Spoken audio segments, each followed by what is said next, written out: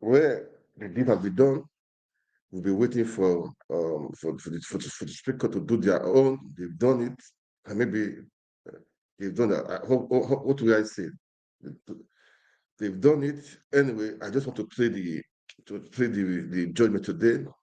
Just watch and listen. Then let's learn. Okay, let's learn. And what's the next step? What's the next step? What do we do next? Okay, what do we do next? That is just the question. What are we going to do next? I don't have much question. I don't have much to say right now. I just want to play the video of today of the judgment of the Supreme Court. Um, many reactions have been coming in. Many reactions have been coming in. What next do we do? What next will we do? The power is in our hands, and we have to take it back. And that is it. Okay, that is it. I will just play the video. It's a long judgment, in about 3 hours. I will come back. I will come back. Okay. Um, it's that's how it is. We all know we really did, the truth is that we never really expected a different judgment. We know this is going to happen, man.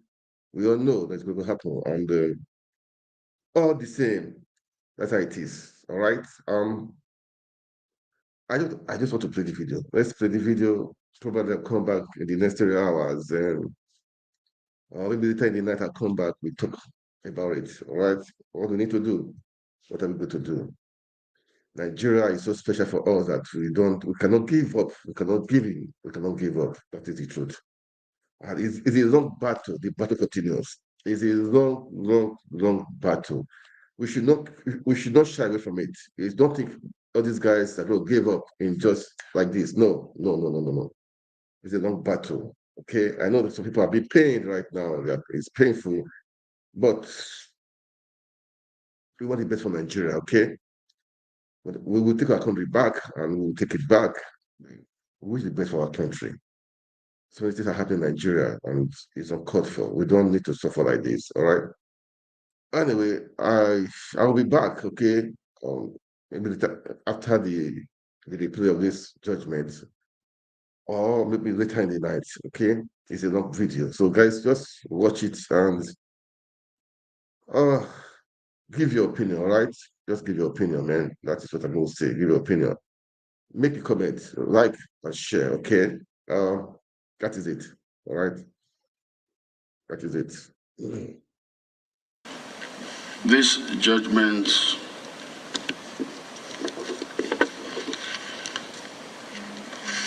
Watch.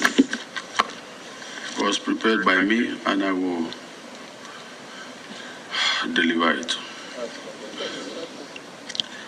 Well, this is an appeal against the judgment of the Court of Appeal, sitting as the Presidential Election Petition Court in suit number CA/PEPC/05/2023, which was delivered on the 6th of September 2023. In the said judgment, the court below substantially sustained the respondent's objections to the petition, the petitioner's reply to the respondent's respective replies, the competence of witnesses subpoenaed by the petitioners, and the admissibility of several documents sought to be tendered by the appellants. After resolving all the issues in favor of the respondents, the lower court dismissed the petition for lacking merit. Dissatisfied with the dismissal of the petition, the appellants filed a notice of appeal on the 18th of September 2023. A brief facts of the case giving birth to this appeal are that election into the office of President of the Federal Republic of Nigeria was conducted by the Independent National Electoral Commission, INEC, on 25th February 2023, wherein the second and third respondents emerged winners with a total of 8,094,726 votes, while the appellants came second with 1,984,524 votes. 16 others participated in the said election. The first respondent accordingly declared the second and third respondents winners of the election and declared the second respondent as the elected president of the Federal Republic of Nigeria. Aggrieved by the outcome of the election, the petitioners jointly filed a petition at the court below to challenge the outcome of the election under 4 grounds as follows. A, that the election of the second respondent is invalid by reason of non-compliance with the provisions of the Electoral Act 2022. B, that the election of the second respondent is invalid by reason of corrupt practices. C, that the second respondent was not duly elected by a majority of lawful votes cast at the election. And 4, the second respondent was at the time of the election not qualified to contest the election. The appellants as petitioners then sought the following reliefs. 1, that it may be determined that the second respondent was not duly elected by a majority of lawful votes cast in the election, and therefore the declaration and return of the second respondent by the first respondent as the winner of the presidential election conducted on the 25th day of February 2023 is unlawful, wrongful, unconstitutional, undue, null and void, and of no effect whatsoever. That it may be determined that the return of the second respondent by the first respondent was wrongful, unlawful, null and void, having not satisfied the requirements of the Electoral Act 2022 and the Constitution of the Federal Republic of Nigeria 1999 as amended, which mandatorily requires the second respondent to score not less than 1/4 or 25% of the lawful votes cast at the election in each of at least 2/3 of all the states in the Federation and the Federal Capital Territory, Abuja. That it may be determined that the second respondent was at the time of the election not qualified to conduct the said election, to contest the said election. That it may be determined that the first petitioner, having scored the majority of lawful votes cast at the presidential election on Saturday, 25th February 2023, be returned as the winner of the said election and be sworn in as the duly elected president of the Federal Republic of Nigeria. In the alternative, number 5, an order directing the first respondent to conduct a second election that is run off between the first petitioner and the second respondent. In the further alternative, 6, that the election to the office of the President of Nigeria held on the 25th of February 2023 be nullified and a fresh election rerun ordered, and any further reliefs as the court may deem fit to make in the interest of justice. Upon being served with the petition, all the respondents joined issues with it by filing their respective replies, incorporating preliminary objections and made other applications. Some of the applications filed by the parties were heard and rulings delivered at the pre-hearing stage, while some were heard and rulings on them reserved till the time of the judgment of the court. On 6 September 2023, judgments in the petition, including rulings in the applications, were rendered by the court below. As I said earlier, the appellant's petition was dismissed. Dissatisfied with the stance of the lower court dismissing their petition, the appellants have appealed to this court.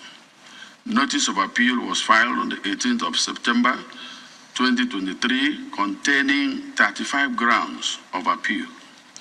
Appellants filed their brief of arguments on 2nd October 2023, while the first, second, and third respondents filed theirs on the 7th of October, respectively. On 6th October 2023, the appellants filed a motion on notice seeking 2 orders from this court. And at the hearing of the appeal on 23rd October 2023, the said motion was taken first and ruling reserved till today. I shall proceed to determine the said motion before resolving the issues in this appeal. Motion on notice filed on the 6th of October 2023.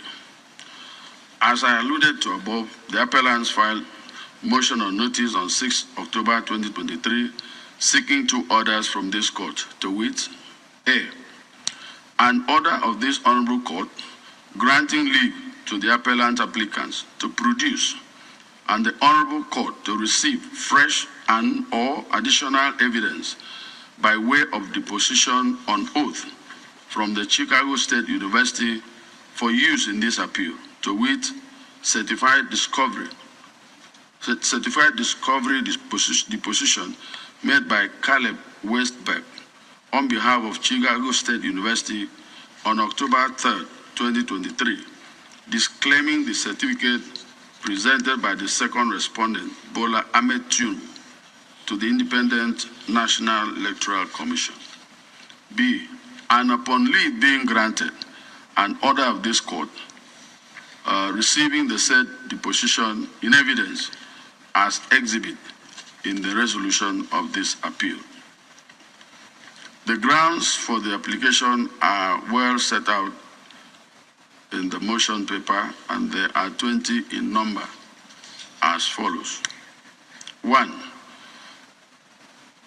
of the grounds of the applicant's petition before the court below is that the second respondent was not qualified at the time of the election to contest the election, as required by Section 137(1) sub 1 of the Constitution of the Federal Republic of Nigeria, 1999, as amended.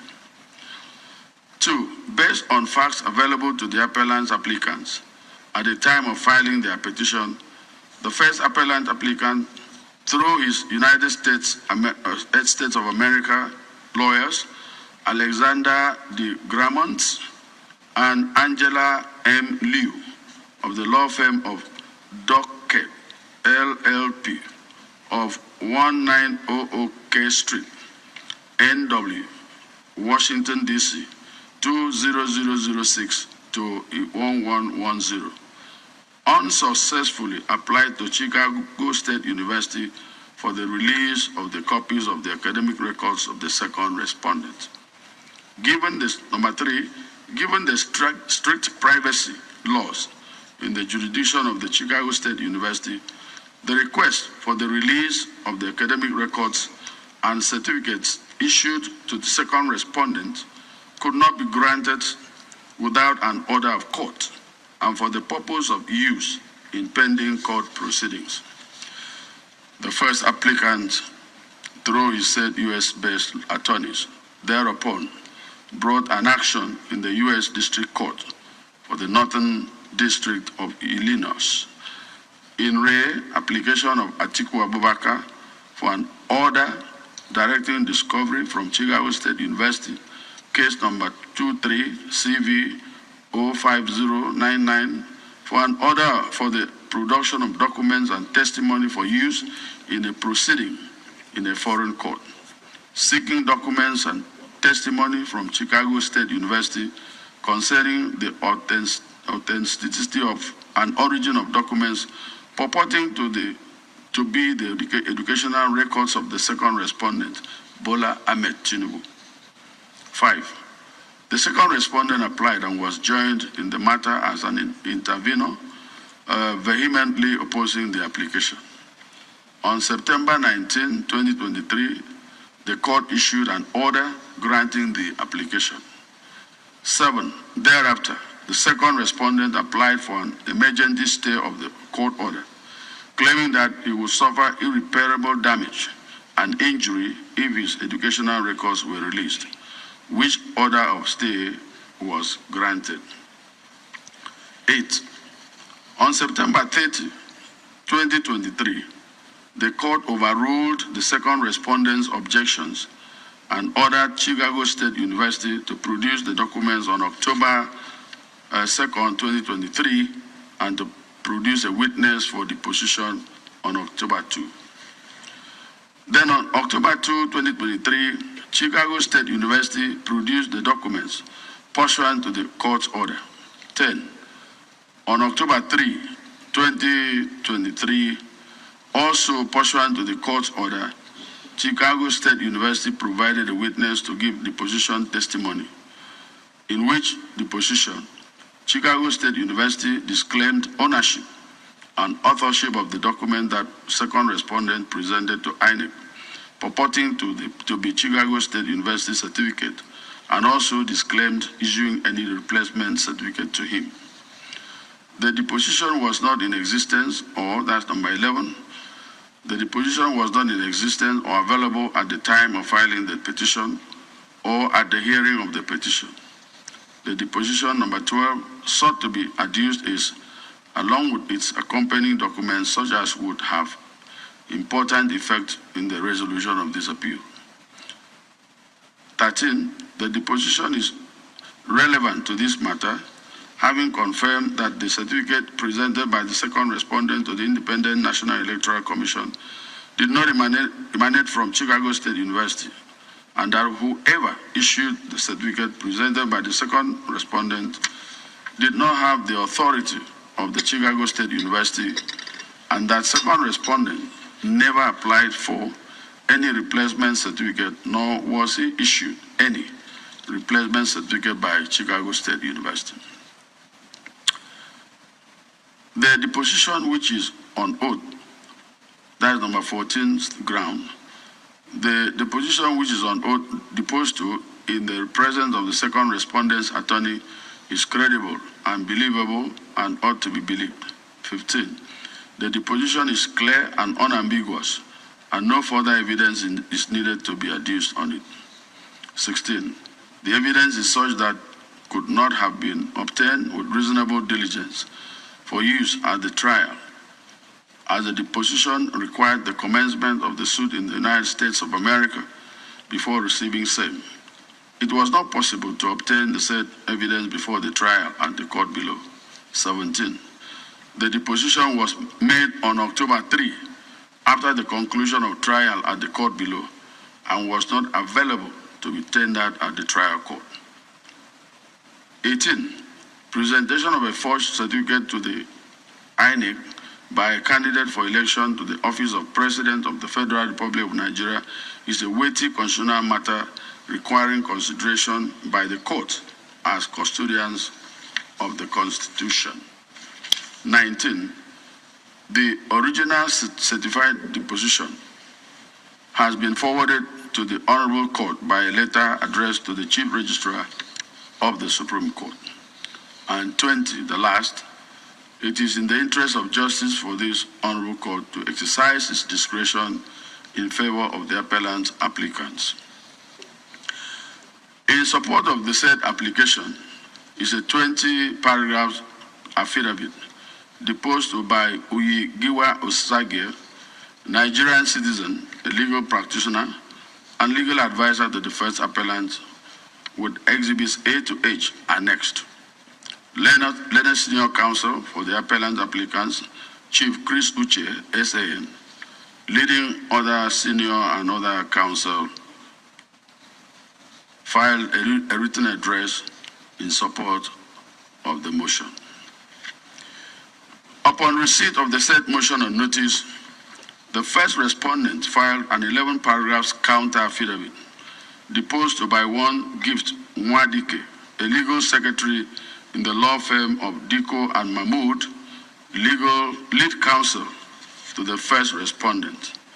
A written address in opposition to the said motion was also filed and signed by A.B. Mahmood SAN, lead counsel for the first respondent. For the second respondent, Senator Michael Okpeyemi Bamidele, a legal practitioner and long-standing associate of the second respondent, deposed to a counter affidavit of yet again 20 paragraphs on 12 October 2023. Annexed to the counter affidavit are exhibits 1 to 9. And in support of the counter affidavit and in opposition to the motion, learned senior counsel for the second respondent, Chief Wole Olanipekun SAN, leading senior counsel and leading other counsel, filed a written address on the same date the counter affidavit was filed. The third respondent's counter affidavit was deposed to by one Peter Atiku, a legal executive in the law firm of Judgement and Akeredolu, lead counsel for the third respondent. The 9 paragraphs counter affidavit is supported by a written address filed and signed by Chief Akin Olujinmi SA. Upon receipt of the various counter affidavits, the appellants filed a further affidavit of 20 paragraphs deposed to by the same Uyi A. Giwa Osage, with 12 exhibits further annexed. Learned senior counsel also filed reply on points of law to the written addresses filed by the first, second, and third respondents in their opposition to the applicant's motion on notice for fresh evidence and or additional evidence. At the hearing of this motion, both the applicants and the respondents adopted their supporting and counter affidavits respectively. They also adopted and relied on their various written addresses. In the applicant's written address, the learned senior counsel submitted one issue for determination, to wit, whether this honorable court ought to exercise its discretion in favor of the applicants by granting the prayers sought. The first respondent's senior counsel also donated a sole issue for determination as follows: whether in view of the peculiar facts of this case, this honorable court can proceed to grant the instant application. For the second respondent, Chief Olanipekun SAN submitted one issue, which states, considering the background of this case, as well as the applicable constitutional and statutory provisions relevant to election appeals and proceedings, whether this honorable court will grant this application. Finally, Chief Akin Olujinmi SAN, leading other counsel for the third respondent, opined that the crucial question to be addressed in this motion is whether this court has jurisdiction to entertain this application. Now, taking a clinical look at the 4 issues, it is crystal clear that they all say the same thing. And put in simple terms, it is whether the law of Nigeria, as presently constituted, allows this court to receive the evidence in question and act on it at this stage. In his argument, the learned senior counsel for the appellants submitted that this court has the power, the jurisdiction, and the discretion to grant an application to adduce fresh and or additional evidence on appeal, referring to Order 2, Rule 12.1 and 2, and Rules 12.1, 2, and 3 of the Supreme Court Rules, and the case of Uzodinma and Izunaso, citation supplied, learned senior counsel submitted that the grant of this application will be in furtherance of the cause of justice. That this is a case in which the second respondent was purportedly declared as the winner of the election to the office of President of the Federal Republic of Nigeria, and the applicants have, amongst other grounds, challenged the election of the second respondent on the ground that the second respondent presented a false document to the Independent National Electoral Commission. That the appellants have also a challenge in their appeal the striking out of their pleadings, raising the issue of qualification of the second respondent to contest the said election. Leonard Silk also relied on the cases of Nigerian Customs Service Board and Innocent and other cases cited in this judgment. According to the Leonard Silk, the evidence required to establish that the certificate presented by the second respondent to the first respondent in support of his qualification to contest the said election is the deposition from the Chicago State University, which deposition did not become available until after the determination of the case by the lower court. He contended that the appellant applicants have successfully explained the delay and difficulties in obtaining the said evidence earlier than now. Relying on Saleh and Abba citations supplied, the Leonard Senior Counsel urged this court to resolve the sole issue in favor of the appellants and grant the application. In response to the above argument, the Leonard Senior Counsel for the first respondent, A.B. Mahmoud Essay, submitted and urged this court to dismiss the appellant's application as they have failed to meet the conditions for grant of same. He opined that election petitions are sui generis, and as such, this court, in determining this application, must take into consideration the peculiarity of the instant appeal, which is an appeal against the judgment of the Court of Appeal, sitting as the Presidential Election Petition Court, and based on the provisions of the Constitution of the Federal Republic of Nigeria 1999 as amended, and the Electoral Act 2022. He stated the three conditions that has to be met before the fresh evidence can be admitted, and he urged this court to hold that the appellant's applicants failed to fulfill the conditions.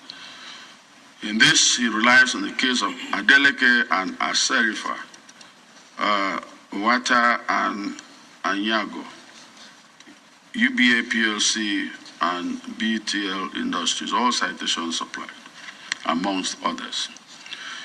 It is his contention that the appellants were tardy and were not reasonably diligent in their attempt at obtaining the documents which they seek to be received in these proceedings, that having not acted with reasonable diligence, this court ought not to grant the instant application, also relying on Obo and Enevel S. Limited. Oh my.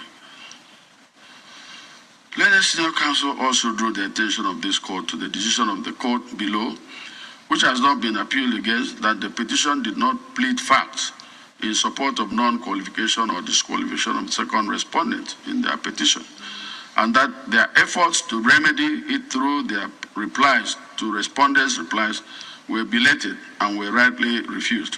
According to him, the deposition of Caleb Westberg is irrelevant since the appellants did not raise the issue of forgery at the lower court. And relying on the case of Okwe Kenye and registered trustees of Jude Anglican Church, citation supplied is submitted that evidence not supported by pleadings goes to no issue.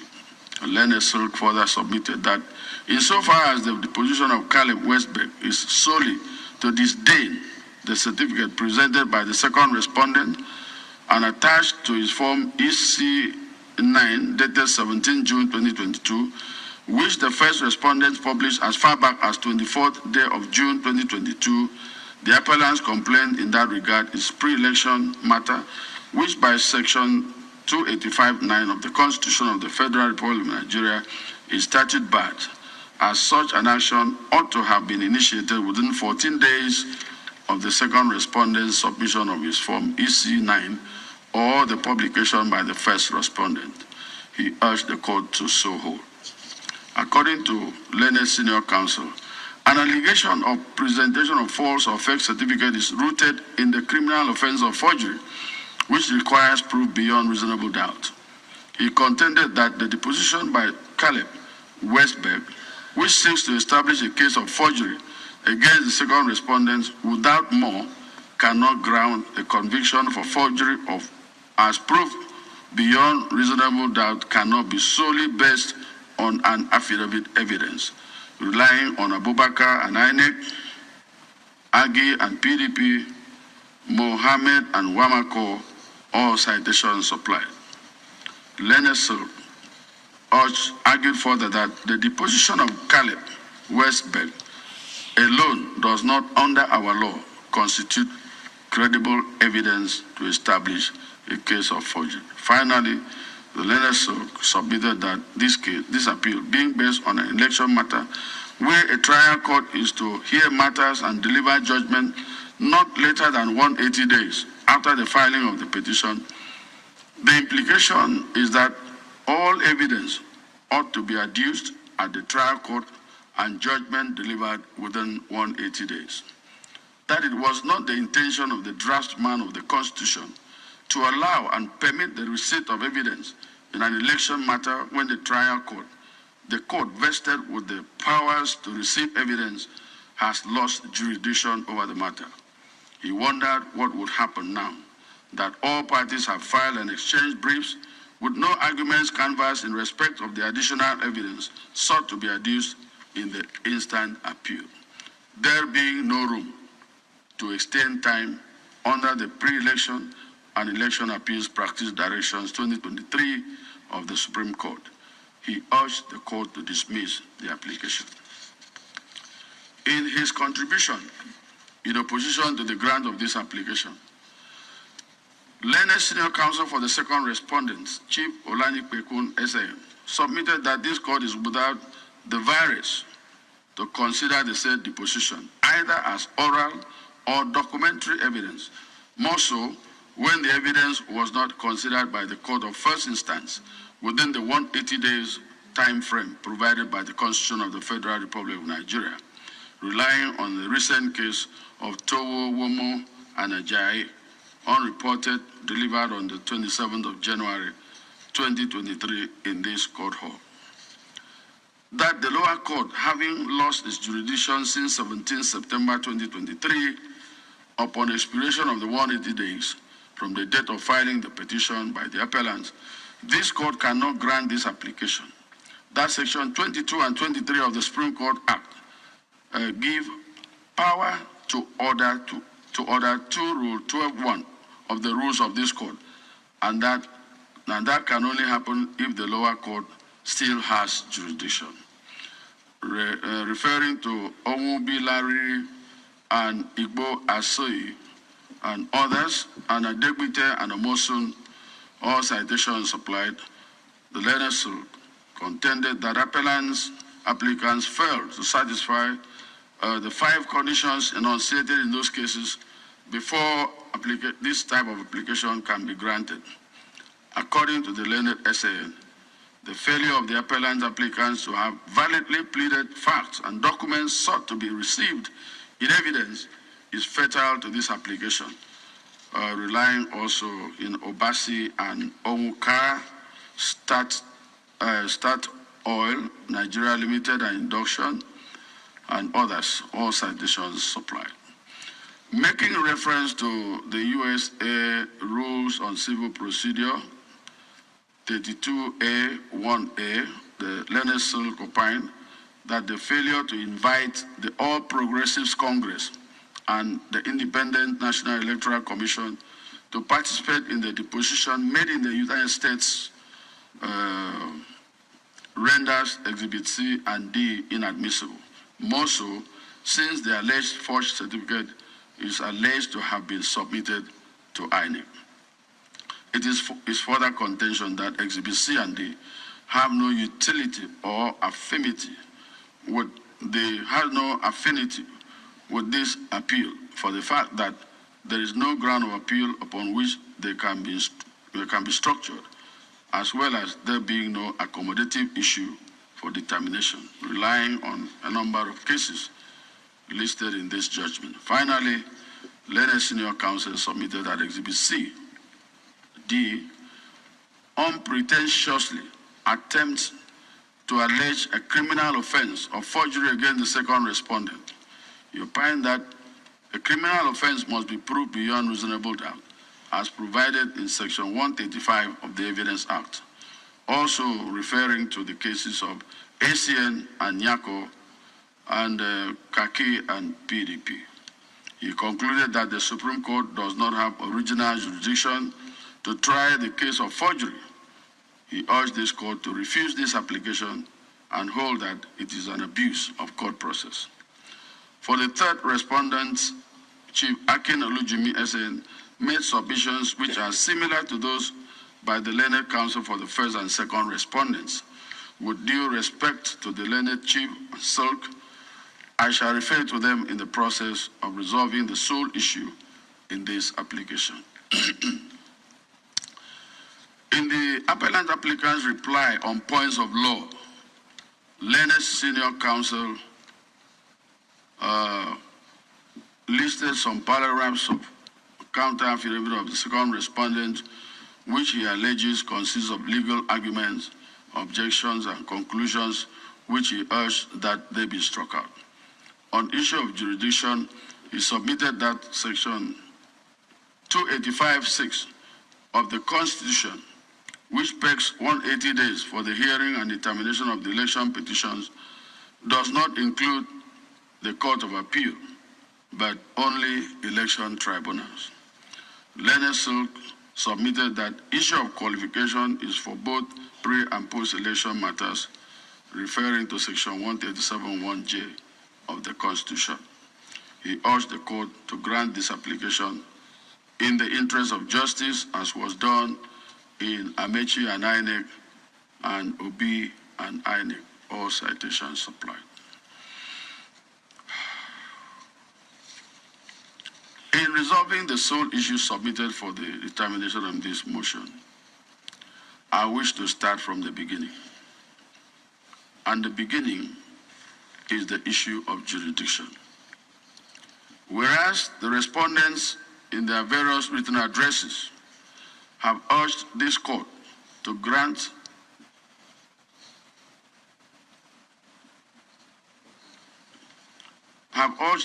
not to grant this application as it is an exercise in futility.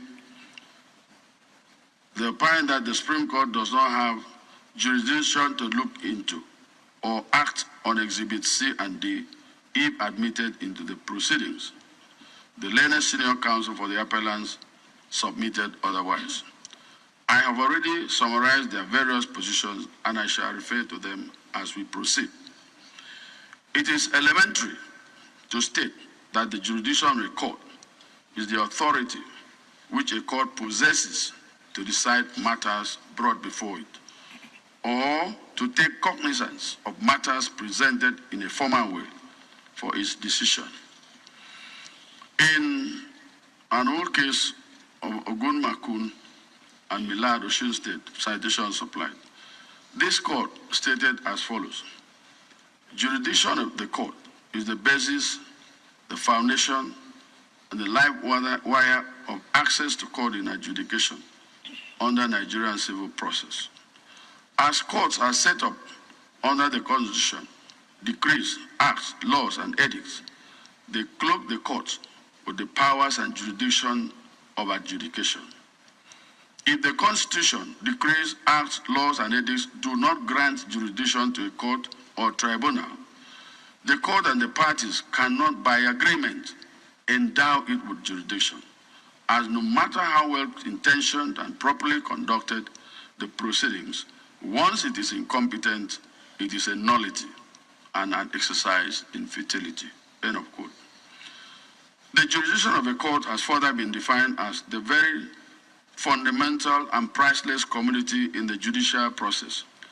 That is to say, it is the fulcrum, the centerpiece, or the main pillar upon which the validity of any decision of any court stands and around which other issues rotate.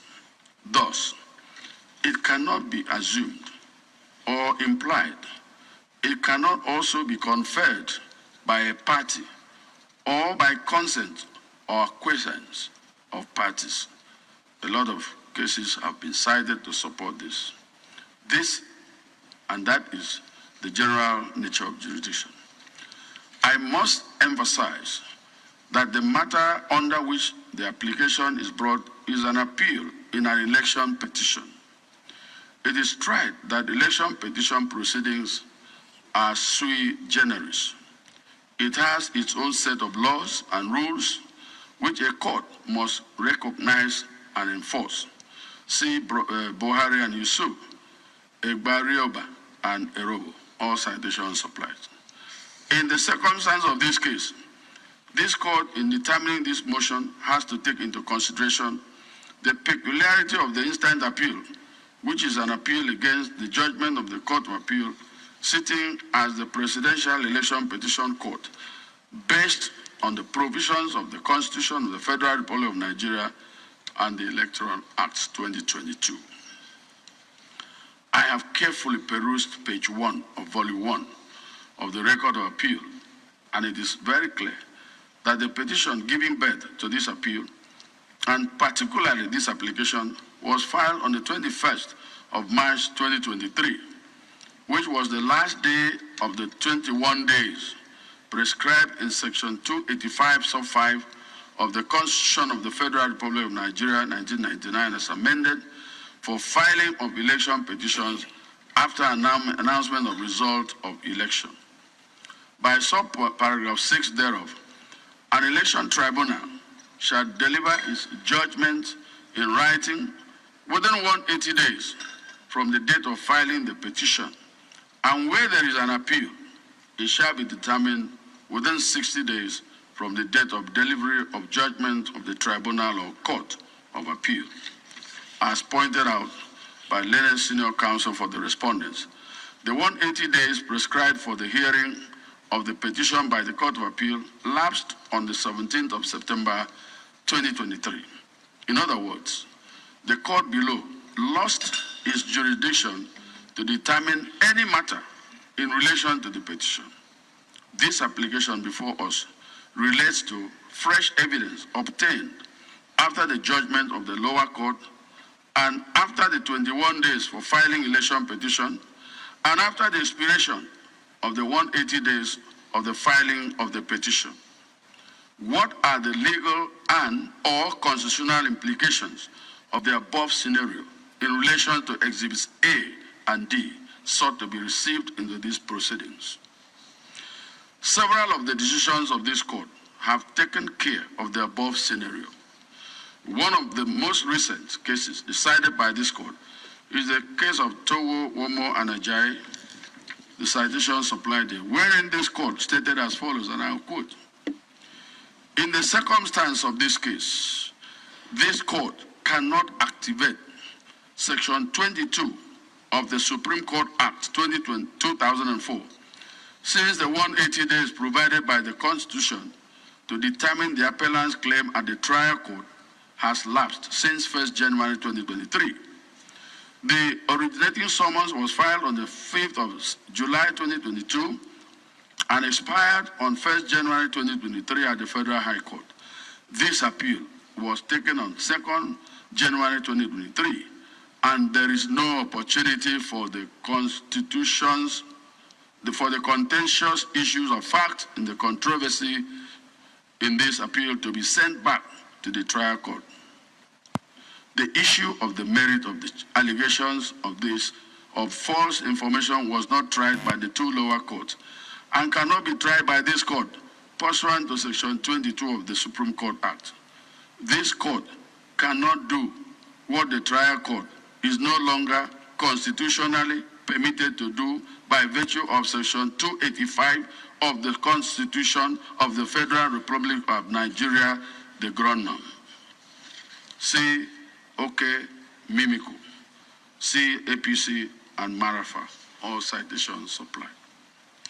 As stated by the appellant applicants in the application, the reliefs they seek is an order of this court granting them leave to produce and for this court to receive fresh or additional evidence by way of deposition on oath.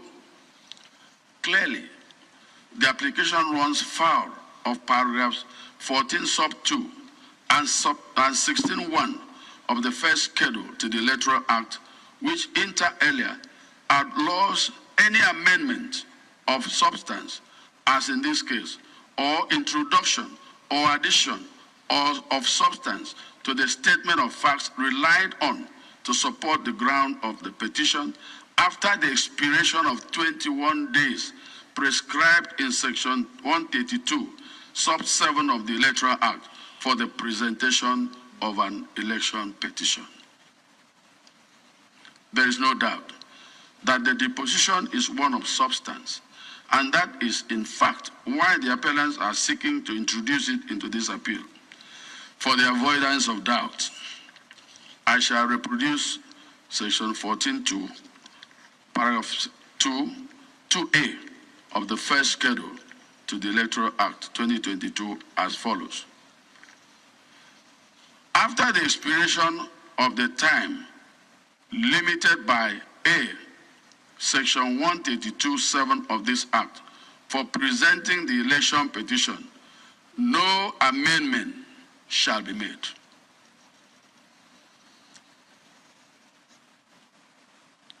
No amendment shall be made. 1. Introducing any of the requirements of paragraph 4.1 not contained in the original election petition filed. Or 2. Effecting a substantial alteration of the ground for or the prayer in the election petition. Or 3. Except anything which may be done under subparagraph 2A2, effecting a substantial alteration of or addition to the statement of facts relied on to support the ground for or sustain the prayer in the election petition, end of quote. Nothing can be clearer than the above provision, which clearly states that a petitioner shall not be permitted to amend his petition after 21 days allowed by Section 132 sub 7 of the Electoral Act. The applicants herein have not even applied to this court to amend their petition in order to reflect the fact of forgery, and Exhibit C and D sought to be admitted into the proceedings. Facts and documents which were not pleaded in the petition have no place in deciding the dispute between the parties. I still wonder how the appellants intend to use those documents in this appeal. Let me consider an unusual submission of the learned senior counsel for the appellants applicants. It is in respect of Section 285 sub 6 of the Constitution, which states, an election tribunal shall deliver its judgment in writing within 180 days from the date of filing the petition. But on page 3, paragraph 2.5 of the appellant's reply on points of law, he argued as follows, quote, interestingly, and contrary to the avowed position of the respondents, we make bold to submit that there is no such constitutional limit of 180 days on the lower court to hear and determine a presidential election petition, such that can rob this court to exercise its jurisdiction in any manner whatsoever. While establishing the election tribunals to deal with election matters from houses of assembly, National Assembly and governorship elections, the Constitution gave jurisdiction to entertain disputes from presidential elections only to the Court of Appeal.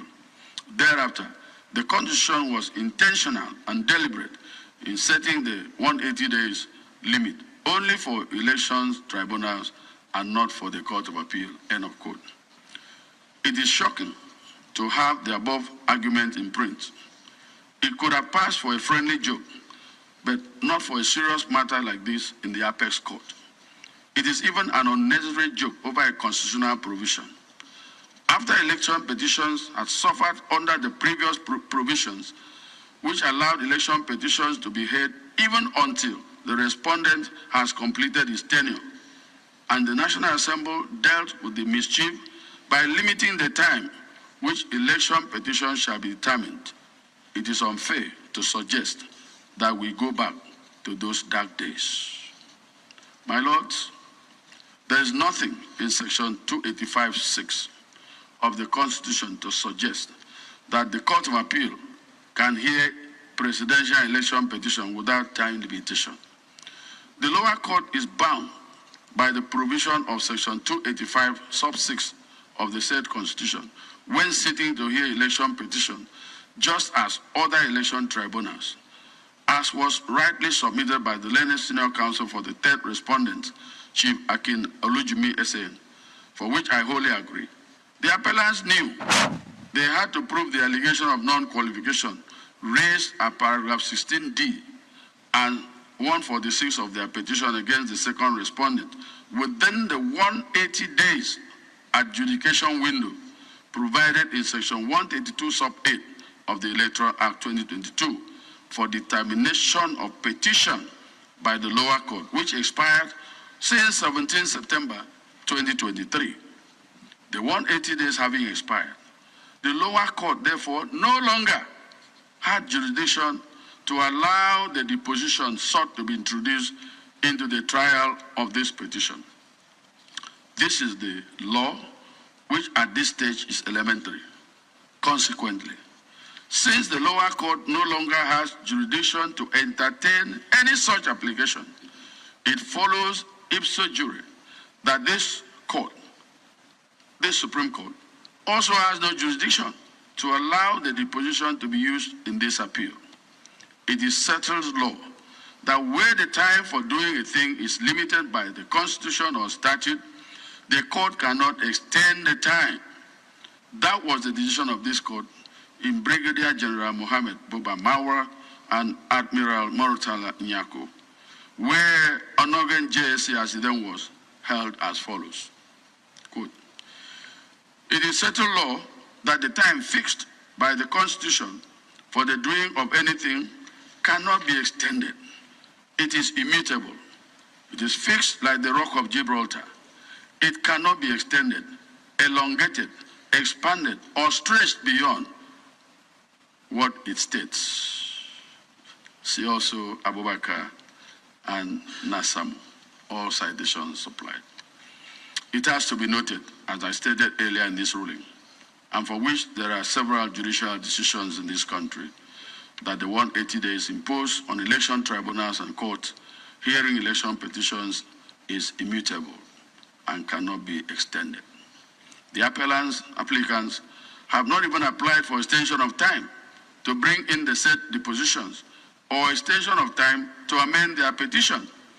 Let me say it clearly that 21 days provided for the filing of petitions having long expired, even if the appellants had applied for extension of time to amend their petition in order to bring in the depositions, it would not have been granted based on the provisions of the Constitution and the Electoral Act.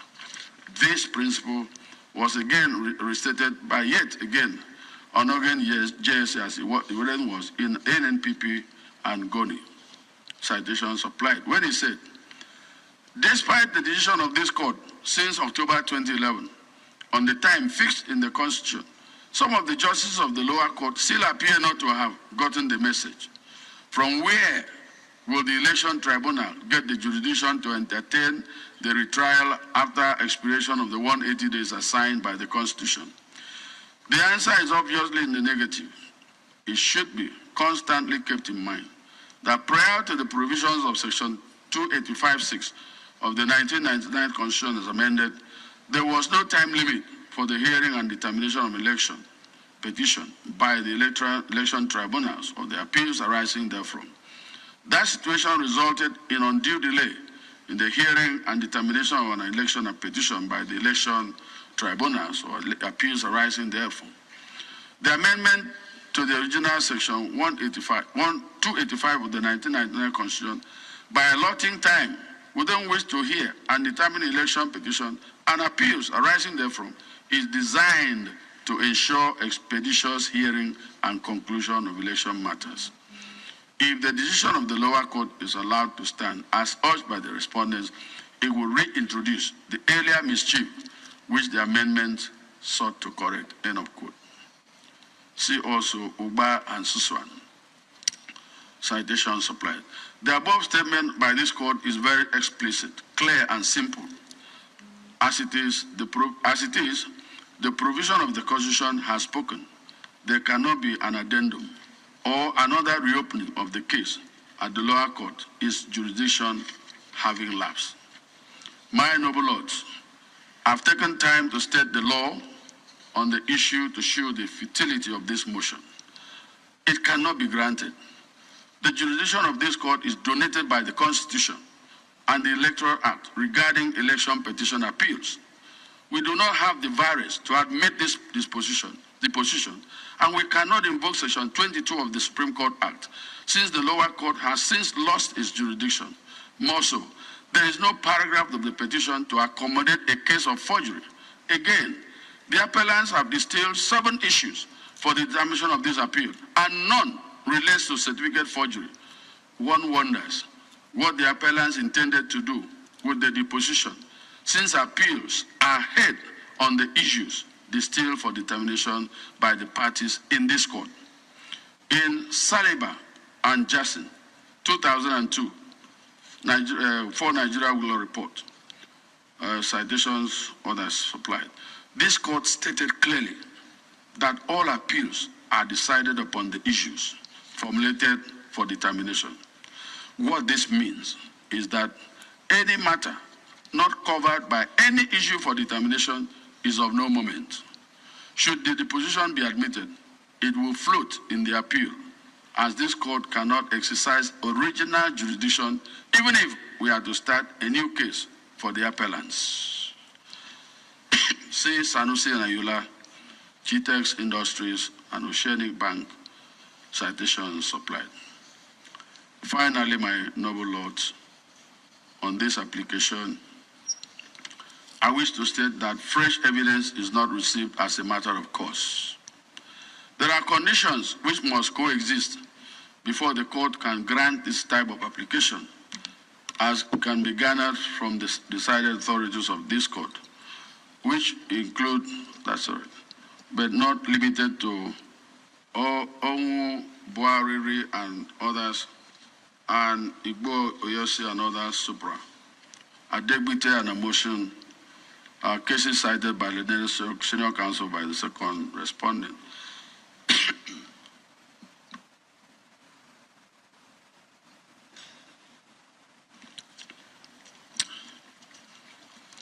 Simply put, the conditions for the grant of this type of application are that 1, the fresh evidence could not have been obtained with reasonable diligence at the trial. 2, such evidence, if admitted, would have important effect on the subject of the appeal. 3, such evidence ex facie is apparently capable of being believed.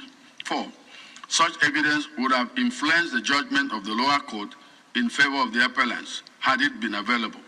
And 5, and if such evidence is admitted, further evidences from the opposing party will not be needed.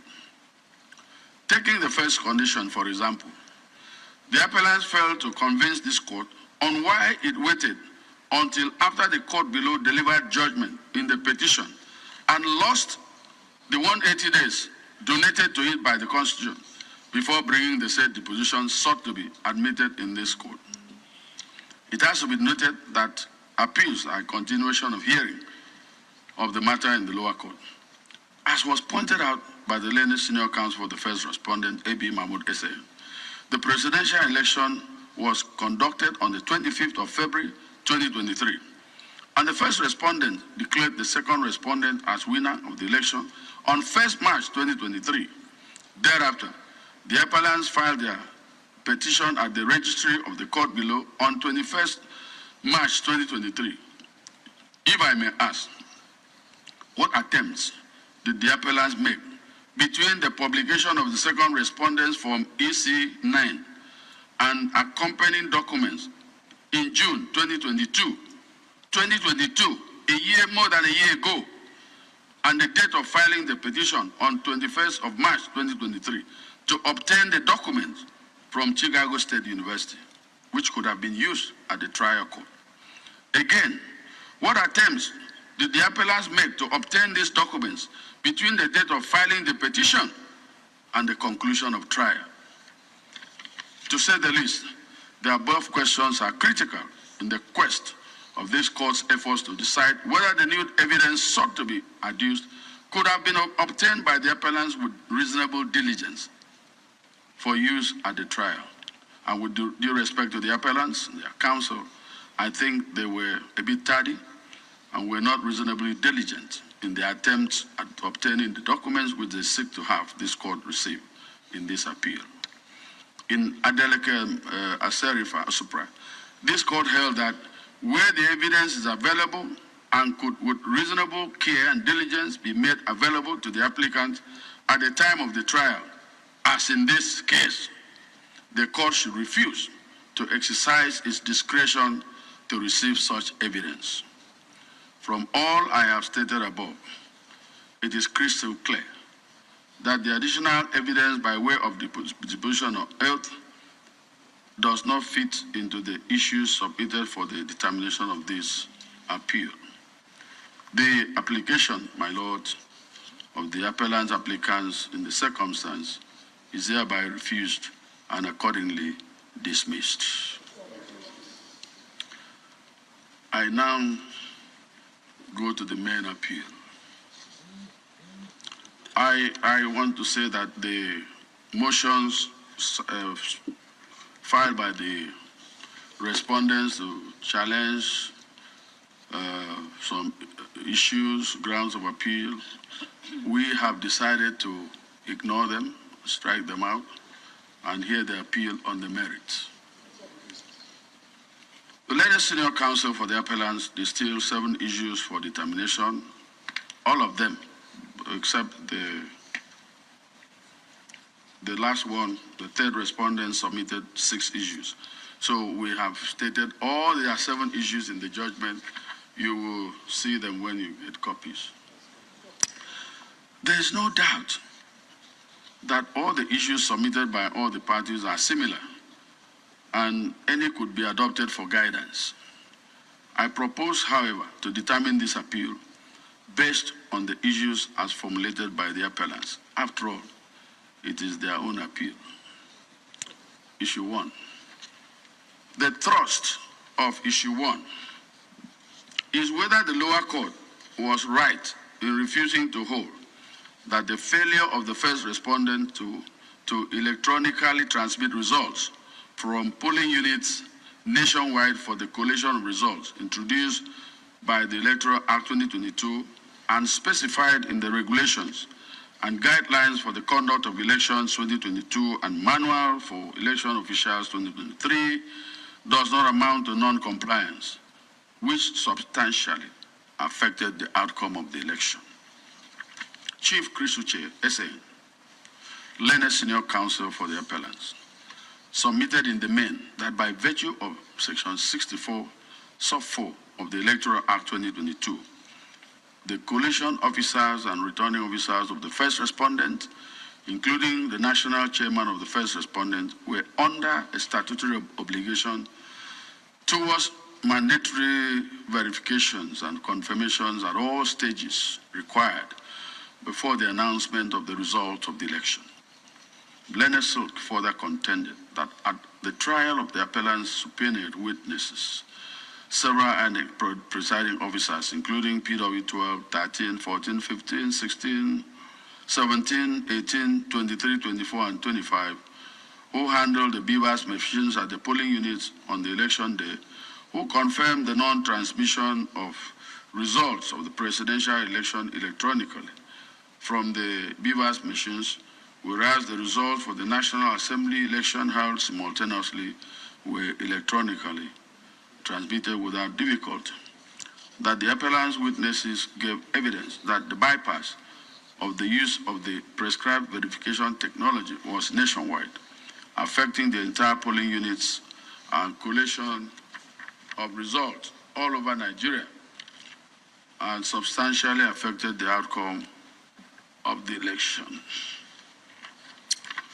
That the sole witness of the first respondent, Lawrence Biode, admitted under cross-examination that the deployment of the technology of BVAS and IREV was to guarantee the transparency of the electoral process and the integrity of the results, but claimed that there was a technical glitch that made the system fail to work on the election day, which technical glitch was not explained by the first respondent. The appellant contended that the failure to transmit the result electronically led to manipulation of the results in favor of the second respondent. Leonard Silk then urged this court to depart from its previous decisions pursuant to Order 6 Rule 54 of the Supreme Court rules on the manner of proof of non-compliance with the provisions of the Electoral Act in the light of the novel provision in Section 132 of the Act and paragraph 46 of 4 of the first schedule to the Electoral Act. The learned SAN submitted that the assurances given to the public by the first respondents as a public institution that results will be electronically transmitted was dashed. It is his contention that the election ought to be nullified by reason of the gross misrepresentation by the first respondent based on the doctrine of legitimate expectation as applied by this court in Stitch and AG Federation. Citation supplied. The learned Silk concluded on this issue that given the introduction of technology into the collation process by the new Electoral Act 2022, the judicial approach and the attitude must of necessity be different from the analog past. He then invites this court to depart from its decisions on mode of proof of non-compliance with the Electoral Act in election petitions, as was the case in Nyesom Wike and Peterside, Okereke and Umahi, Shinkafi and Yari, amongst others. He urged the court to resolve this issue in favor of the appellants. In response, the learned senior counsel for the first respondent, A.B. Mahmoud Hussein, urged this court to decline the invitation to override its previous decisions on the manner of proof of non-compliance because such invitation is not usually taken lightly by this court. He contended that the conditions for such application does not exist in this appeal, relying on VP Industries Limited and Cocoa Industries Limited, citation supplied. He contended that the appellant has not contended that the previous decisions sought to be departed from were given per incuriam or erroneous in law. On the argument that first respondent failed to electronically transmit results, he submitted that the only reference to electronic transmission of polling unit results appears in paragraph 38(1) of the guidelines published by INEC for the conduct of the election, wherein it provides that presiding officers shall electronically transmit or transfer results of the polling units directly to the collation system prescribed by the first respondent. That the use of the word "or" in the said paragraph 38(1) of the guidelines gives the presiding officer the discretion or option to either transmit electronically or transfer the result to the collation system prescribed by the first respondent. Learned Senior Counsel submitted that the main complaint of the appellants relates to the alleged failure to transmit the election result to the IREF portal for members of the public to view, and that this amounts to non-compliance. He submitted that the IREF portal is only a public viewing portal and not a collation portal, relying on Oyetola and INEC, citation supplied. He urged the court to hold that the failure did not substantially affect the result of the election, which was properly collated and result announced. In his argument, Chief Olanik Bekunese, for the second respondent, submitted that by all extant relevant laws, INEC has the prerogative of determining the mode and manner for the transmission of election results, and that the lower court was perfectly right and in order when it so held. He faulted the appellant's claim and basis of allegation of non-compliance with respect to the presidential election in focus on their claim that the results of the election results were not electronically transmitted to the IREF in real time, not that it was not transmitted at all. and that the first respondent did not ensure that the results were collated on the IREP. He also faulted the appellant's insistence that the results ought to have been collated electronically on the IREP, and that omitting to do this automatically nullified the result of the election. Referring to the case of Labour Party and INEC, suit number FHC ABA-CS 145/2022, delivered on 23/1/2023 by Wite J of the Federal High Court, which decided that there is nothing in a combined reading of sections 47(2), 52, 65, and 62(1) and 2 of the Electoral Act 2022, which suggests that INEC is mandated to only use an electronic means in collating or transferring of elections result. Rather, that INEC is at liberty to prescribe the manner in which election results will be transmitted. That by section 287(3) of the 1999 Constitution, all authorities and persons are bound to enforce the terms of the judgment until set aside by an appellate court. It submitted that all through the gamut of the Electoral Act, the appellants were unable to refer to the lower court a single provision which prescribed electronic collation of result or even electronic transmission of results, and that was why the court below held that the petitioners were unable to prove that the Electoral Act or guidelines made it mandatory for electronic collation system. He submitted further that the appellants failed to show that the results collated was different from the one they perceived belonged to them.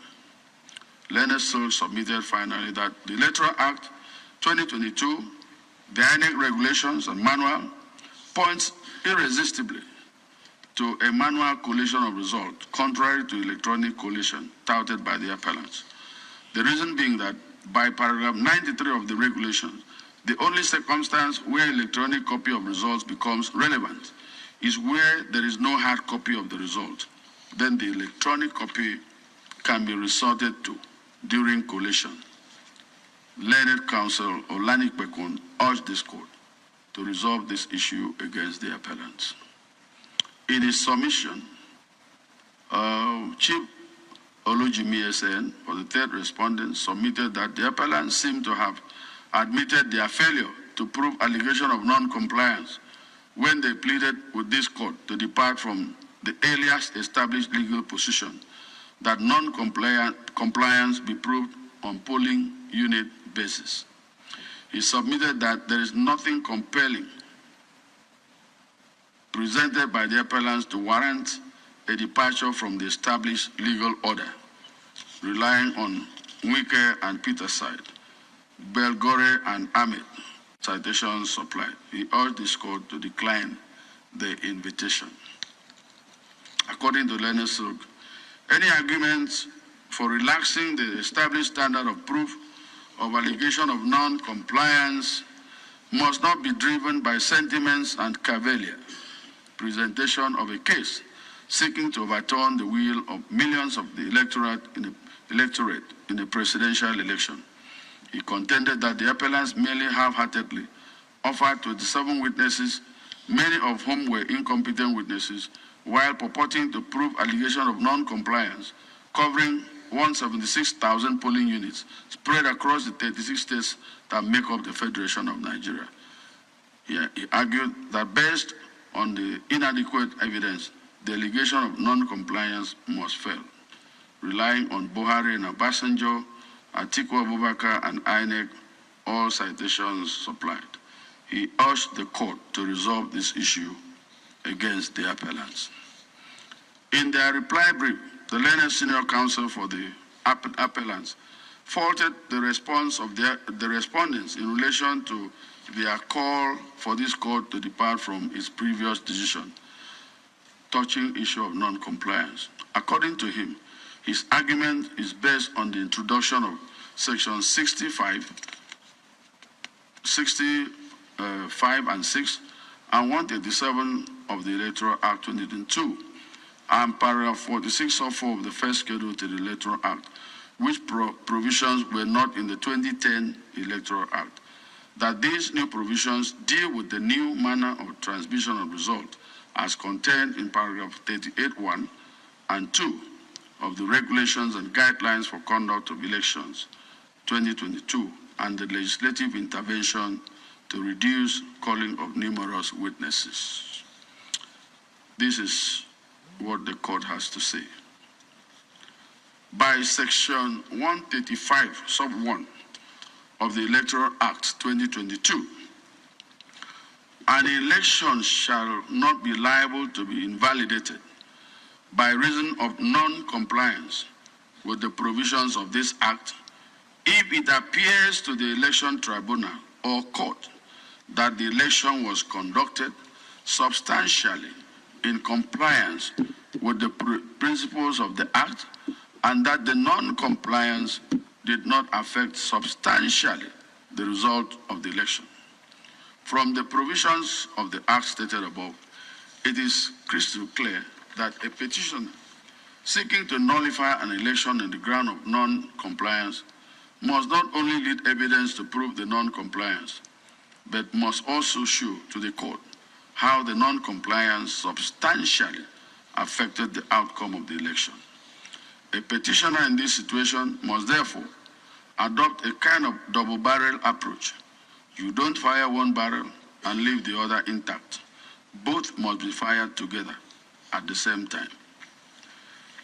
From the evidence as can be garnered from the record, the judgment of the court below and the arguments of both parties in this appeal, one thing is very clear, and that is the appellants abandoned the duty imposed on them to lead credible evidence to prove non-compliance, but relied solely on the failure of the first respondent to transmit result real time to the IREF portal.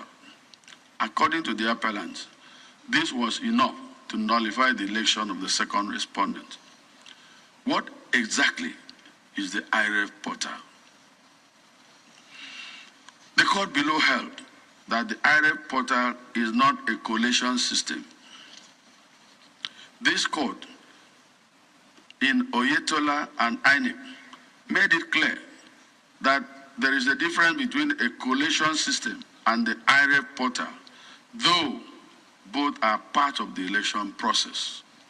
Whereas the election system is made up of the centers where results are collated at various stages of the election, the INEC result viewing portal is to give the public the opportunity to view the polling unit results on the election day.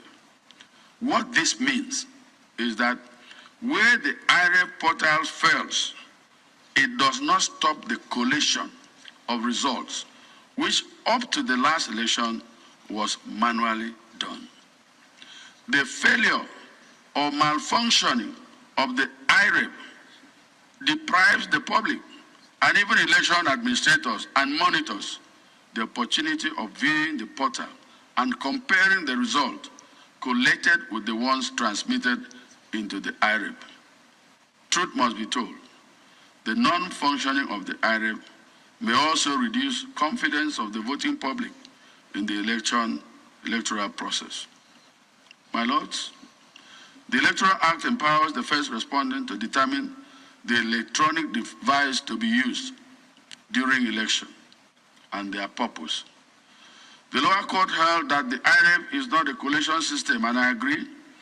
I refer to paragraph 93 of the first respondent's guidelines and regulations for election, which provides that, and I quote, where the INEC hard copy of collated results from the immediate lower level of collation does not exist, the collation officer shall use electronically transmitted results or results from the IREF portal to continue collation.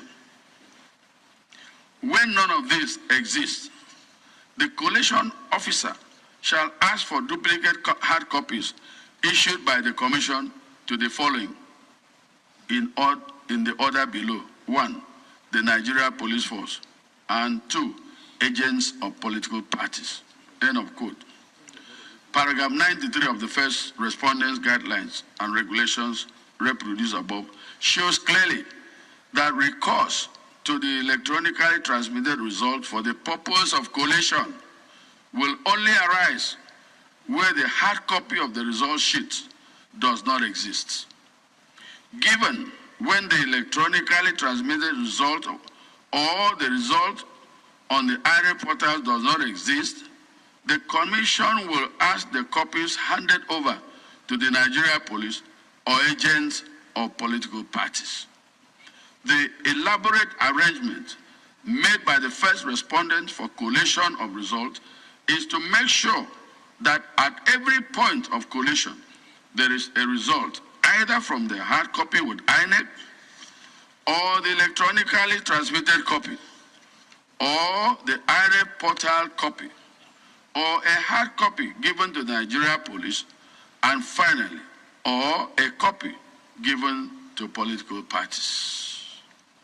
I think I can confidently say, and in agreement with the respondents, that the unavailability of the election results on the IRA portal, for whatever reason, cannot be a ground upon which an election could be nullified, particularly as it is not the case of the appellants that the hard copies of the result sheets did not exist at any level of collation. My Lord, having failed to prove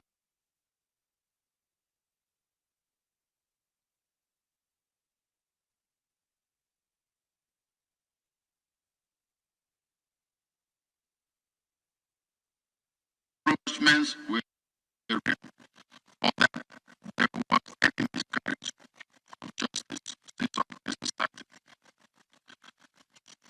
Section on the establishment electoral relied upon by the appellants for the failure to prove non-compliance in the manner we are used to provide. I quote, it shall not be necessary for a party who alleges non-compliance with the conduct of election to call oral evidence if originals or certified copies manifestly disclose the non-compliance. The above provision has not absorbed the addition of the need to link credible evidence to prove non-compliance. It states clearly that oral evidence may not be necessary if and only if originals or certified copies manifestly disclose non-compliance. In this case, the appellants have not demonstrated the originals or certified copies of documents they want to report to trial. Even where such documents are entered in evidence, it is to be shown that they manifestly disclose the non-compliance. On the whole, things are well considered clean, which accord with the views of this court, the court below, that the failure to transmit the result of the act did not affect the result of the election. Accordingly, this issue is resolved against the appellants. The second issue is whether the court below was right in its interpretation of the provisions of Section 184 2B and Section 299 of the Constitution of the Federal Republic of Nigeria as amended, in holding that securing one quarter of the federal votes cast in the Federal Capital Territory is a constitutional constitutional requirement of the valid return of a candidate as newly elected President of the Federal Republic of Nigeria. It is argument that the Legislative Council for the appellant President of the Federal Republic of Nigeria.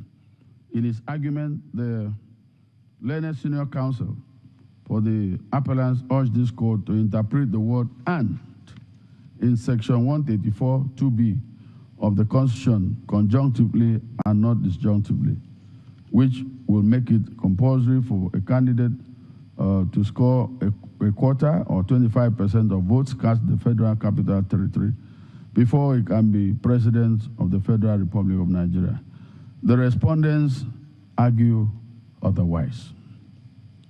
My noble lords, on pages 8234 to 8235 of Volume 10 of the Record of Appeal, the lower court made the following decision, and I quote, as expressly stated in Section 299 of the Constitution for the purposes of fulfilling the requirements of Section 134, Sub 2B of the Constitution for the return of a presidential candidate as duly elected, the Federal Capital Territory, Abuja, is to be treated as one of the states in the calculation of 2/3 of the states of the Federation, such that if the candidate polls 25% or 1/4 of votes in 2/3 of 37 states of the Federation, FCT inclusive, the presidential candidate shall be deemed to have been duly elected, even if he fails to secure 25% of the votes cast in the Federal Capital Territory, Abuja, as the second respondent did. End of quote. To be very honest, I do not see anything wrong with the above decision. It is basic that one of the vital concerns of interpretation of statutes is that a court of record should be minded to make broad interpretation, or what is sometimes referred to as giving some a liberal approach. A court should give a holistic interpretation to a statute or the Constitution as required by law. Probably I may add that a court must give the Constitution or a statute a purposeful and people-oriented interpretation. What I'm trying to say is that in interpreting the Constitution, or any statute for that matter, a narrow and selfish approach, the duty of the court in interpreting statute should be in such a way that it serves the generality of the people and not for a select few. It is tried that the legislature does not intend creating injustice or an absurdity. Hence, the court must always adopt a construction or interpretation which will not reduce legislation to futility and absurdity. See Governor of Kwara State and Dada, citation supplied. Let me drive this matter home. The poster rendered by the learned senior counsel for the second respondent in their brief comes handy. Assuming that a candidate scores the highest number of votes in a presidential election and has 25% or 1/4 of votes in 30 out of 36 states and Abuja, but failed to secure 25% in the FCT, are we saying that he cannot be president? Is that what the Constitution intended? I don't think so. The court below made it very clear when it held that if the framers of the Constitution had wanted to make the scoring of 1/4 of votes cast in the Federal Capital Territory a specific requirement for the return of a presidential candidate, they would have made that intention plain by using words that clearly separate the scoring of 1/4 of votes in the Federal Capital Territory as a distinct requirement. End of quote. The above decision of the lower court is unassailable, and I have no difficulty in agreeing with it. I see no merit in this issue, and I resolve it against the appellants. Issue 3 calls on this court to interrogate the decision of the court below and answer the question whether the lower court was not in error to have expunged the witness statements on oath of appellant subpoenaed witnesses, namely PW 12, 13, 14, 15, 16, 17, 18, 21, 23, 24, 25, 26, and 27, and the exhibits tendered by them on the ground that the witnesses' statements on oath were not filed along with the petition, and that Order 3, Rule 2 and 3 of the Federal High Court Civil Procedure Rules 2019 is not applicable in election matters.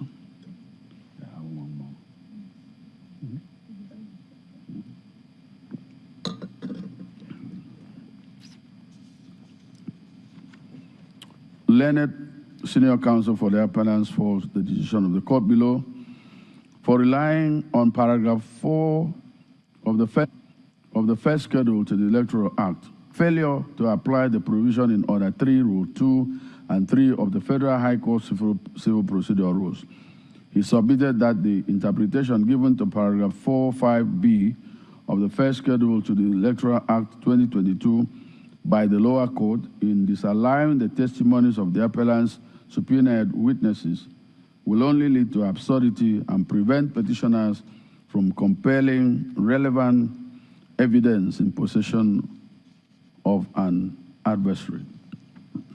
In reply, the three senior counsel for the respondents in their various briefs submit in unison that the 21 days prescribed for filing the election petition cannot be extended under any guise, and that paragraph 45B of the first schedule to the Electoral Act cannot be enlarged to accommodate witnesses' statements on oath, which were not filed along with the petition.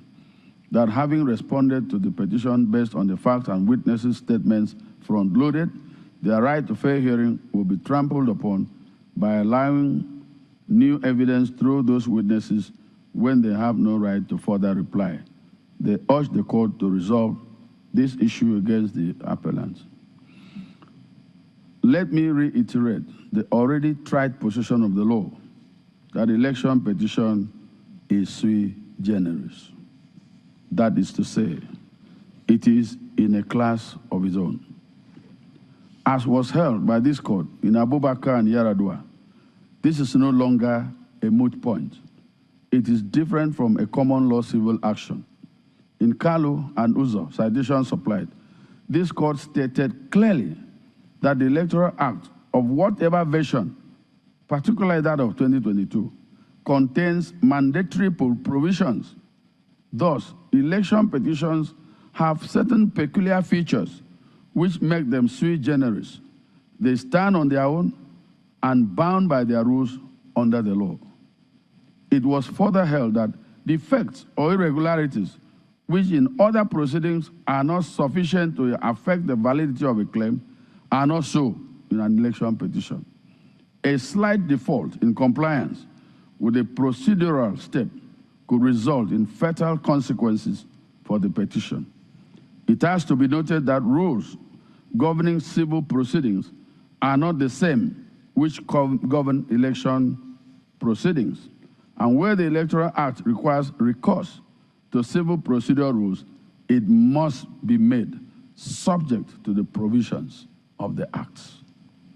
My noble lords, a combined reading of Section 285, sub 5 of the Constitution of the Federal Republic of Nigeria as amended, and paragraph 45 of the first schedule to the Electoral Act 2022 shows that the time limit for the filing of written statement on oath of witnesses in election petition proceedings is 21 days from the date of declaration of results. As was pointed out by counsel for the respondents, due to the sui generis nature of the election proceedings, amendment to the petition or calling of additional witnesses will not be entertained after the statutory time limit for the filing of petition has expired. Thus, a petitioner cannot present his case in bits, otherwise the respondent's right to fair hearing will be breached. This was the position of this court in Oke and Mimiko, citation supplied. In his contributory judgment in the above case, Clara Ogumbiyi JS retired, made the following decision, and I quote, by paragraph 4, sub 1 and 5 of the first schedule to the Electoral Act, a composite analysis of the contents of an election petition has been spelled out, and also a list of materials which must be accompanied. The use of the word shall in the subsections is very instructive. It is mandatory and conclusive. In other words, the provisions do not allow for additions, and hence the procedure adopted by the appellants in seeking for extension of time is nothing other than surreptitious attempt, which provides for extension of time. What is more, via paragraph 14.2 of the first schedule to the Electoral Act, the appellant by section 135 Act had been totally foreclosed from any amendment, which was in fact the hidden agenda promoting application. Further still, and on a critical perusal of the application, Relief 2 seeks leave to call additional witnesses, to wit AEO. It is pertinent to restate that at the close of pleadings, Parties had submitted the list of witnesses who were to testify together with their deposition. The idea, purpose, and intention of the application is suggestive of nothing more than a clear confirmation, seeking an order for an amendment as rightly and ingeniously thought out by the trial tribunal and also affirmed by the lower court. This will certainly violate the provisions of Section 285 sub 5 of the Constitution and Section 134 of the Electoral Act. End of quote. It has to be emphasized that the use of the word shall in paragraph 4(1) and 5 of the first schedule to the Electoral Act makes it mandatory and conclusive. The question may be asked, can a court extend time circumscribed by the Constitution for a party to do a thing he could not do before the expiration? The obvious answer is no. Such provisions like Section 85 sub 5 of the Constitution are mandatory, and any exercise of discretion by the court is without jurisdiction and therefore a nullity. In APC and Marafa, citations applied, this court held that application of time to call additional and file additional witnesses' statements after the prescribed period for presenting election petition are not permitted because election matters are time-bound, and by reason of being sui generis, the procedure in handling them are stricter than ordinary civil matters. See also Ararume and INEC citations applied.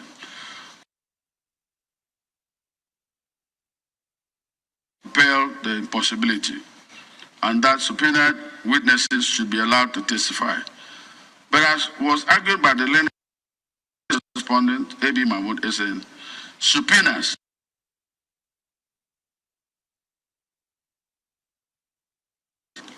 and the effect and purpose of 5 of the Constitution of the Federal Republic of Nigeria and paragraph 4(5) of the first schedule to the Electoral Act 2022. It is on this note that I hold that the decision of the court below to strike out the offending witness depositions cannot be faulted. I resolve this issue against the appellants.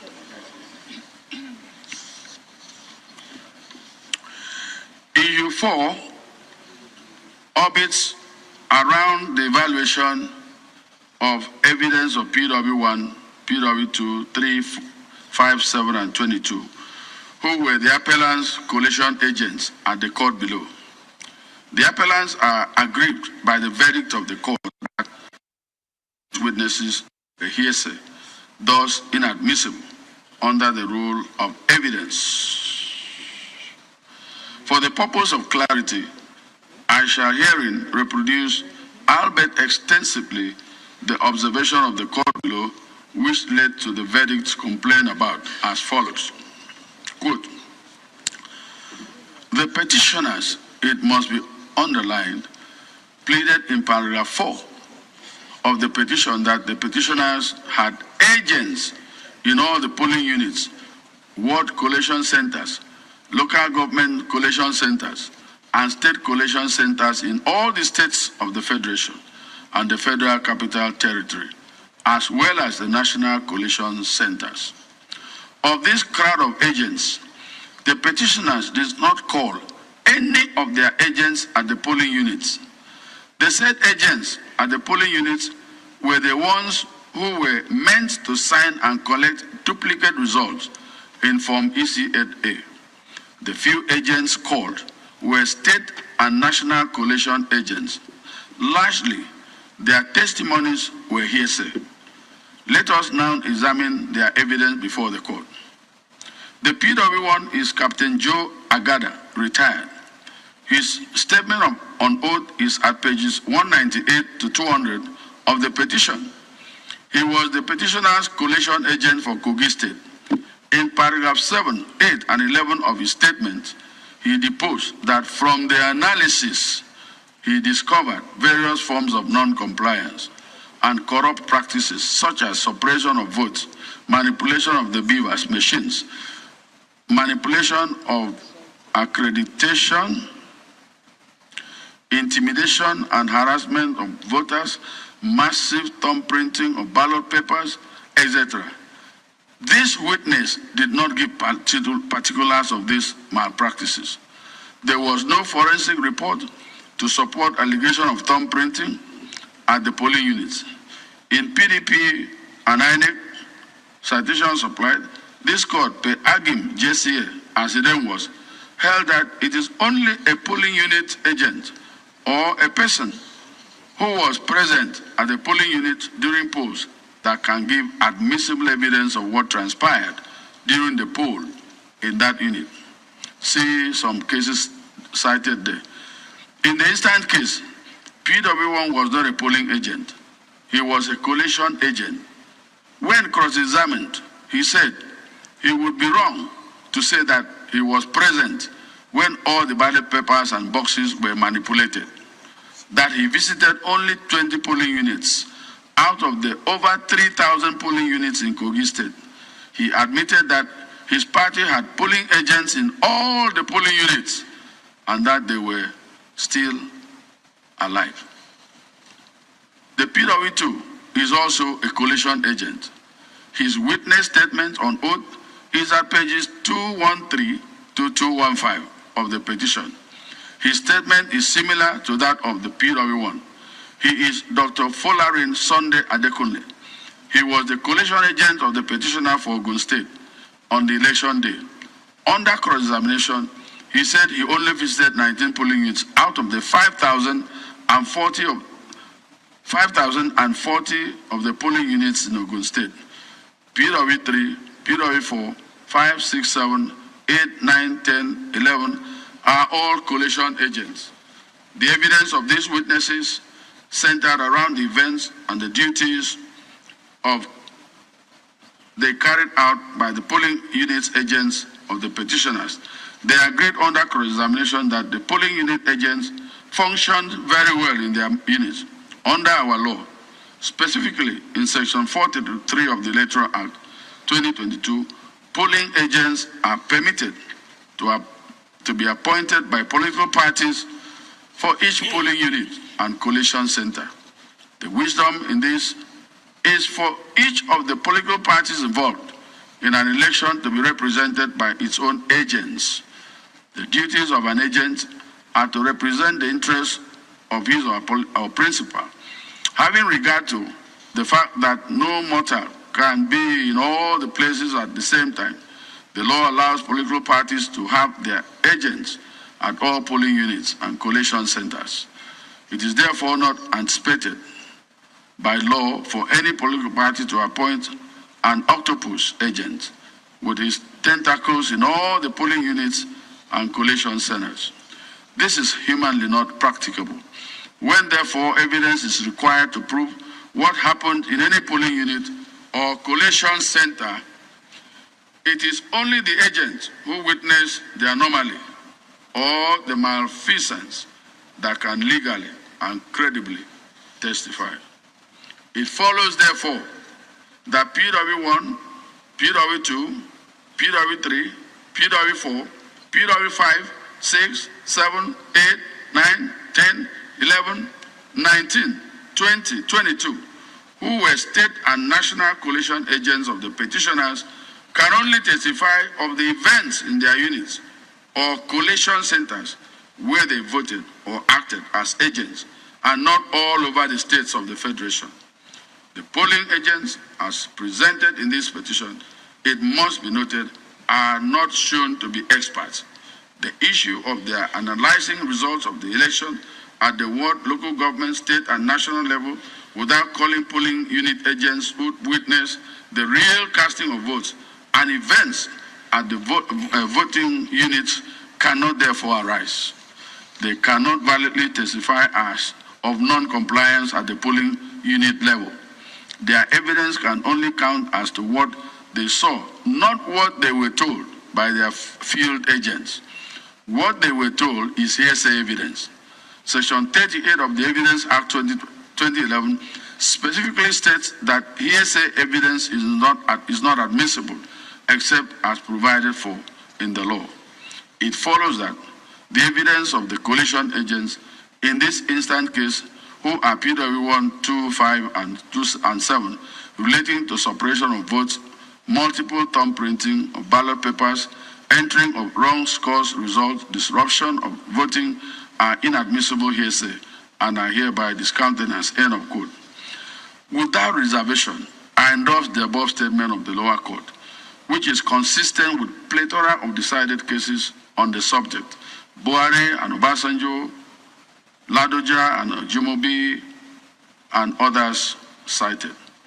From the evidence on record, it is indisputable that PW 1, 2, 3, 5, and 7, who were the appellant state coalition agents and national coalition agents, were not present in all the polling units, which results they have disputed, which means that their evidence in respect of all the polling units, other than the ones that they were present, were clearly hearsay. They were most likely informed by the polling unit agents who were alive but failed to testify. I must say that the above statement of the lower court had nothing to do with the court's failure to ascribe probative value to documents put in evidence pursuant to Section 137 of the Electoral Act 2022 and paragraph 46(4) of the first schedule to the Electoral Act, as vehemently submitted by the appellants. Indeed, the point is instructive in view of the fact that the court had earlier on page 8,102 of the record rejected and overruled the third respondent's preliminary objection, seeking that documents tendered by the appellant be expunged for being dumped on the court. The finding of the lower court in discountenancing the evidence, analysis of PW 1, 2, 3, 5, and 7, same being based on hearsay, cannot be faulted. More so, the appellants have not presented any argument to warrant the interference of this court with the finding of the lower court.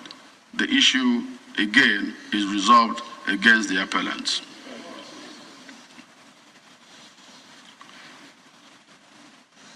Issue number 5 is whether the lower court was not in error in striking out several paragraphs of the petition and the replies of the appellants on the ground of vagueness and lack of specificity and for being new issues, mere denials, or being repetitions.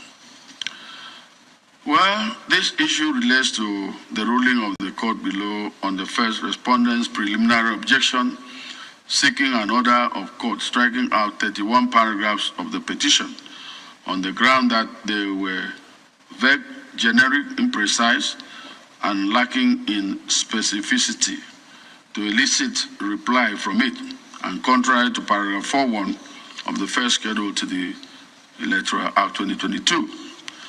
The courts, after scrutinizing each of those paragraphs in a well-considered ruling, struck out 10 paragraphs, namely 92, 95, 98, 121, 126, 129, 133, 143, 144, and 146 for being vague, imprecise, and lacking in particulars.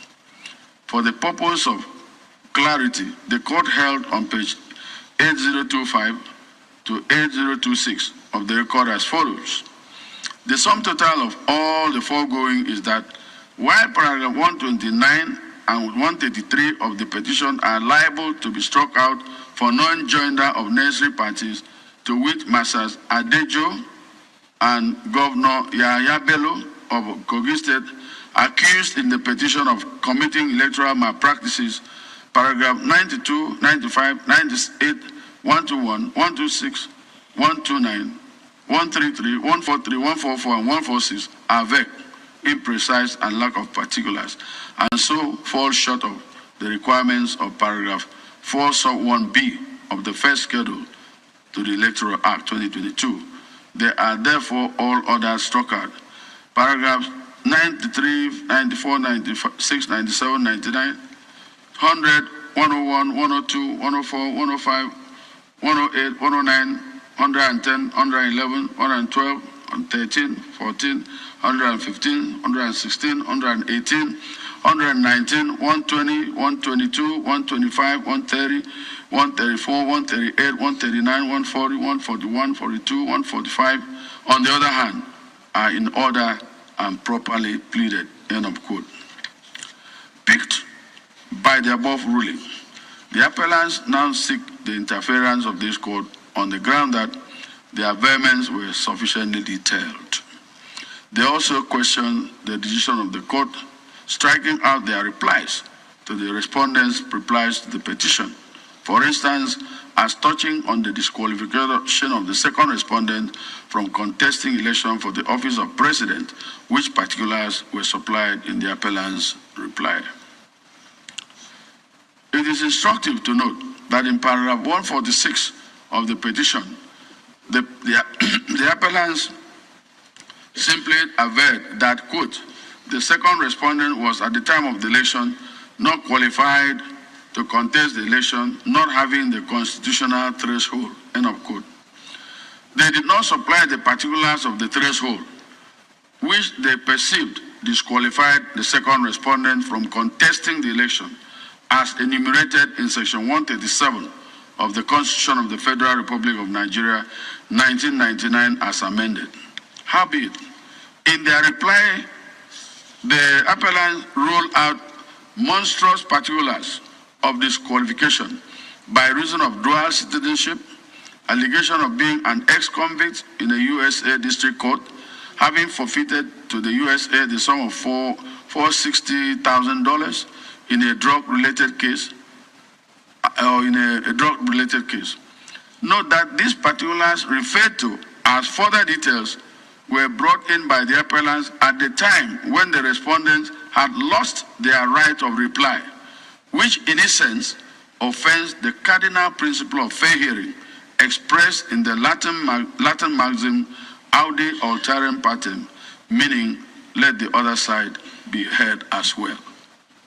Paragraph 4 sub 1 of the first schedule to the Electoral Act 2022 provides that an election petition shall A, specify the parties interested in the petition, in the election petition, B, specify the right of the petitioner to present the election petition, 3, state the holding of the election, the scores of the candidates, and the person returned as the winner of the election, and 4, state clearly the facts of the petition and the ground or grounds on which the petition is based and the relief sought by the petitioner. It is clear beyond a peradventure that the requirements of the law is as provided above, is that the petition must demonstrate with specificity the complaints of the petitioner and the relief sought from the court. It gives no room for vagueness and imprecision. This is in line with the rule of pleading, that where an averment is not supported by evidence, the averment is deemed abandoned. For, in keeping with the audi alteram partem rule, to prevent surprise or ambush on the defendant, it is the plaintiff's claim that will enable him to file his defense. See Wayne West Africa Limited and Ekonife citation supplied, Akonde and Adisa and another citation supplied, PDP and INEC citation supplied. It follows, therefore, that a petition must be detailed and comprehensive on material facts depending on the relief sought, and not evasive or vague, so as to elicit a response from the respondents. Indeed, by the provision of paragraph 16 sub 1A of the first schedule to the Electoral Act 2022, the Act frowns at the introduction of new facts, grounds, or prayers tending to amend or add to the averments of the petition in the petitioner's reply. In fact, a petitioner is only required to file a reply in answer to new issues or facts which may be raised in the respondent's reply, which were not dealt with in the petition. This means that where there are no new issues or facts raised in the respondent's reply, there would be no need for the petitioners petitioner's reply. See Oni and Oyebanji, citation supplied. I have critically considered the arguments of parties contained in their respective briefs of argument vis-a-vis the record of appeal. The affected paragraphs of the petition relates to allegation of wrongful cancellation of polling unit results in various local governments in Sokoto State without particulars, manipulation of results in unspecified polling units in some local government areas of Kogi State, wrong results entered for the appellants in unspecified polling units in Borno State, criminal allegations against Honorable Adejo and Governor Yaya Bello without joining them as parties to the petition, open-ended allegation of disqualification against the second respondent, and tying critical allegations of corrupt practices in the election to a statistician report prepared by one Samuel Odutan, that's PW21, without serving the said report on the respondents along with the petition to enable them respond thereto. I am unable to agree with the appellant's argument that the lower court was wrong to have struck out the affected paragraphs for disclosing no particulars, together with some replies in the appellant's reply brief, which sought to bring in new evidence through the back door. I uphold the decision of the lower court, striking out the affected paragraphs and replies of the appellants for being vague, imprecise, lacking in particulars, and seeking to ambush the respondent via the petitioner's replies. The ruling of the lower court is unassailable, and this court will not interfere. This issue, again, is resolved against the petitioners.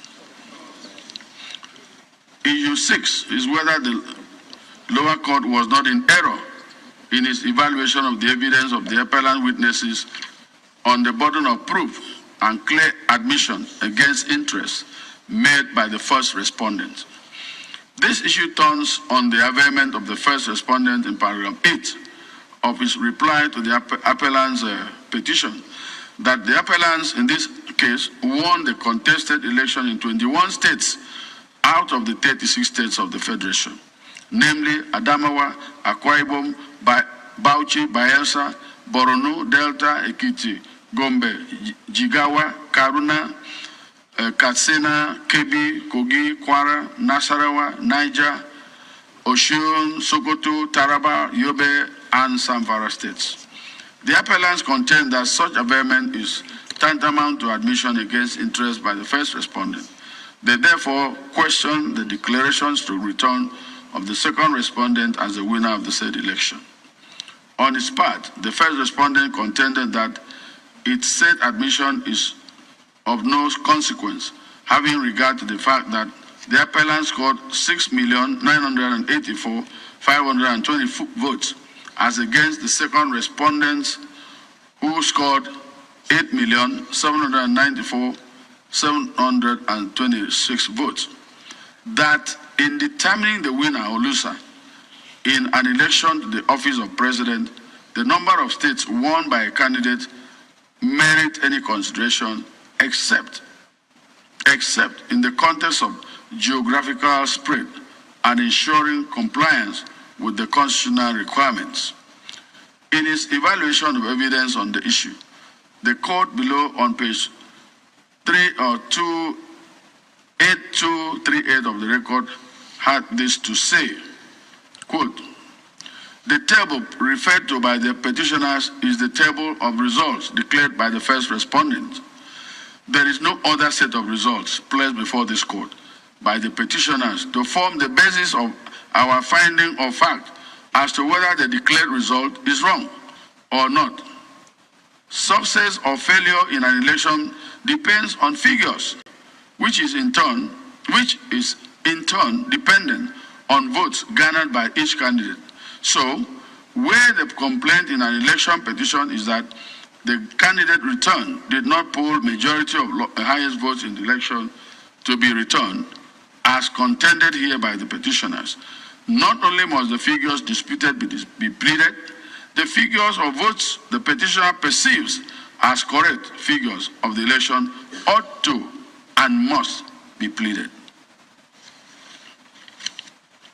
The court went further to hold on page 2854 of the record that, quote, Section 134 sub 2 of the 1999 Constitution talks of the highest number of votes cast at the election if the contest was among more than 2 candidates, as in the instant case, not majority of votes cast as propounded by the petitioners.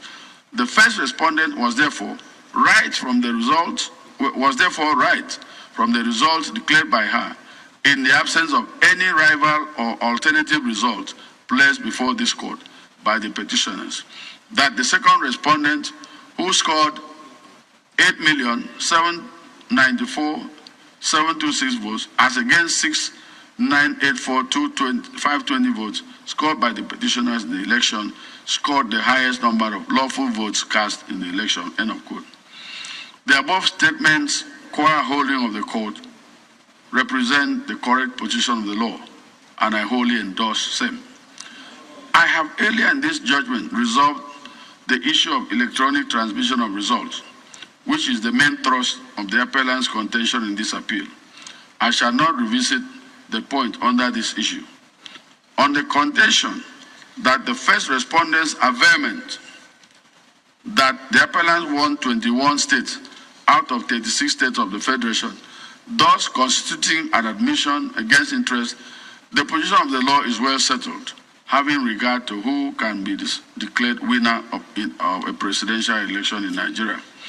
Section 134, sub 2 of the 1999 Constitution makes it explicit that, quote, a candidate for an election to the office of president shall be deemed to have been duly elected where there being more than 2 candidates of the election, A, he has the highest number of votes cast at the election, and B, he has not less than 1/4 of the votes cast at the election in each of at least 2/3 of all the states in the Federation and the Federal Capital Territory, Abuja, end of quote. In this appeal, the issue before us is not who among the candidates won in the majority of the states of the Federation, which is debatable, but who scored the highest number of votes at the election. I have strenuously combed through the respective briefs of the parties vis-a-vis the record of appeal.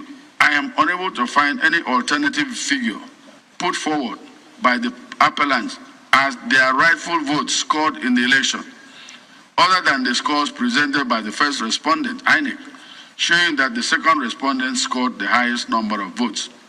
It is presumed correct.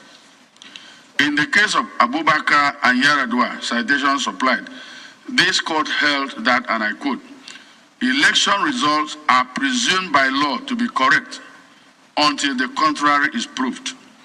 It is, however, a rebuttable presumption. In other words, there is a rebuttable presumption that the result of any election declared by a returning officer is correct and authentic, and the burden is on the person who denies the correctness and authenticity of the return to rebut the presumption, end of quote. See also CPC and INEC, Buhari and Obasanjo, Hashidu and Goje, all citations supplied. Following from the above, it is clear that the appellants, having not put forward their perceived rightful score to rebut the results put forward by the INEC, the law presumes the first respondent's version as correct. It would not matter whether the appellant can prove having won more states or if the first respondent admits that much. The figures before us shows that the second respondent won the highest number of votes and was accordingly returned elected. From whence, therefore, would we manufacture evidence to support the appellant's claim that they scored the majority of lawful votes cast at the election, or that there was non-compliance with the Electoral Act, which affected the credibility of the election? Nowhere, definitely not from the evidence on the record. And that is why this issue is resolved against the appellants.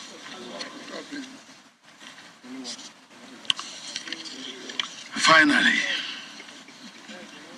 let me say a few words concerning issue number 7, which is whether the lower court was right in its use of disparaging words against the appellant in its judgment, evincing hostility and bias against the appellants, thereby violating their right to fair hearing and occasioning grave miscarriage of justice.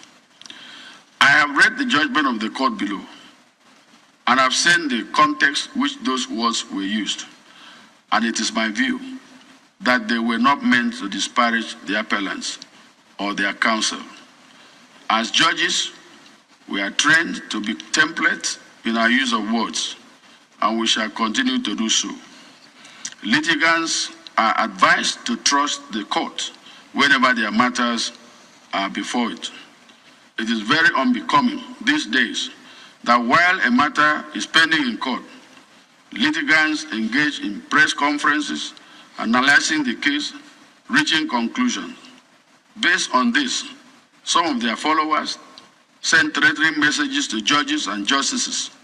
Matters in court are said to be sub judice, and as such, parties, and probably their counsel, should refrain from media trial and media judgments.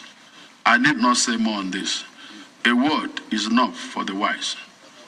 This issue has nothing positive to offer the appellants. On the whole, having resolved all the issues against the appellants, it is my view that there is no merit in this appeal, and it is hereby dismissed. The judgment of the court below, delivered on the 6th of September 2023, affirming the election of the second respondent as the duly elected President of the Federal Republic of Nigeria, is hereby affirmed. I shall make no order as to costs. My learned brother on my right will deliver his judgment.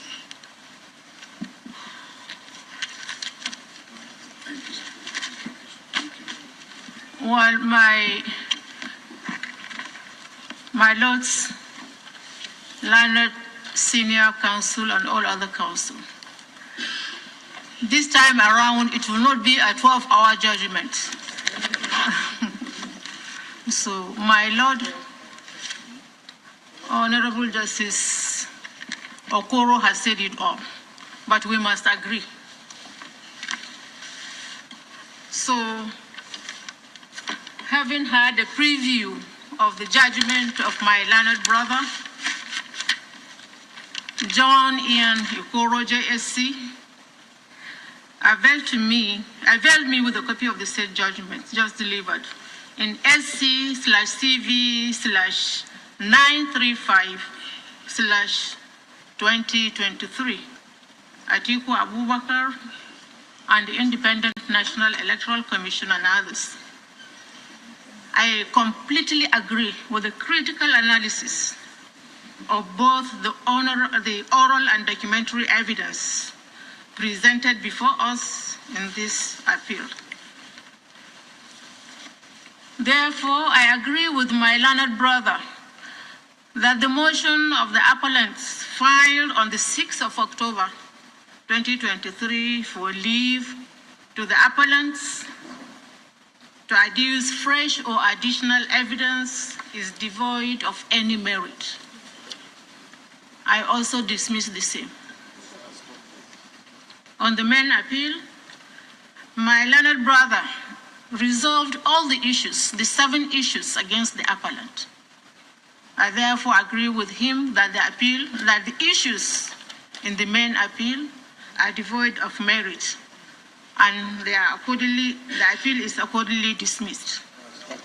And I also did not make any order as to cost, but affirmed the judgment of the lower court, declaring the second respondent, Bola Ahmed Tinubu, as the duly elected President of the Federal Republic of Nigeria in the election of the 25th of February, 2023. Thank you. My learned brother to my immediate left will deliver his judgment. The lead judgment just delivered by my learned brother, Okoro Jesse, has comprehensively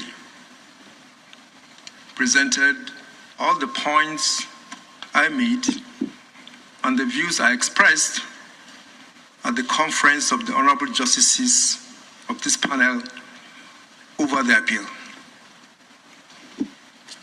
He has very proficiently presented all the views which I express in respect of all the issue, both the motion for leave to adduce or produce fresh or additional evidence, as well as the first respondent's motion to strike out some grounds, and the main appeal itself. But I would like to say that the point raised by the learned senior counsel for the appellant, Chief Chris Uche, particularly in respect of the application of Section 285(6) of the Constitution, appears to me interesting,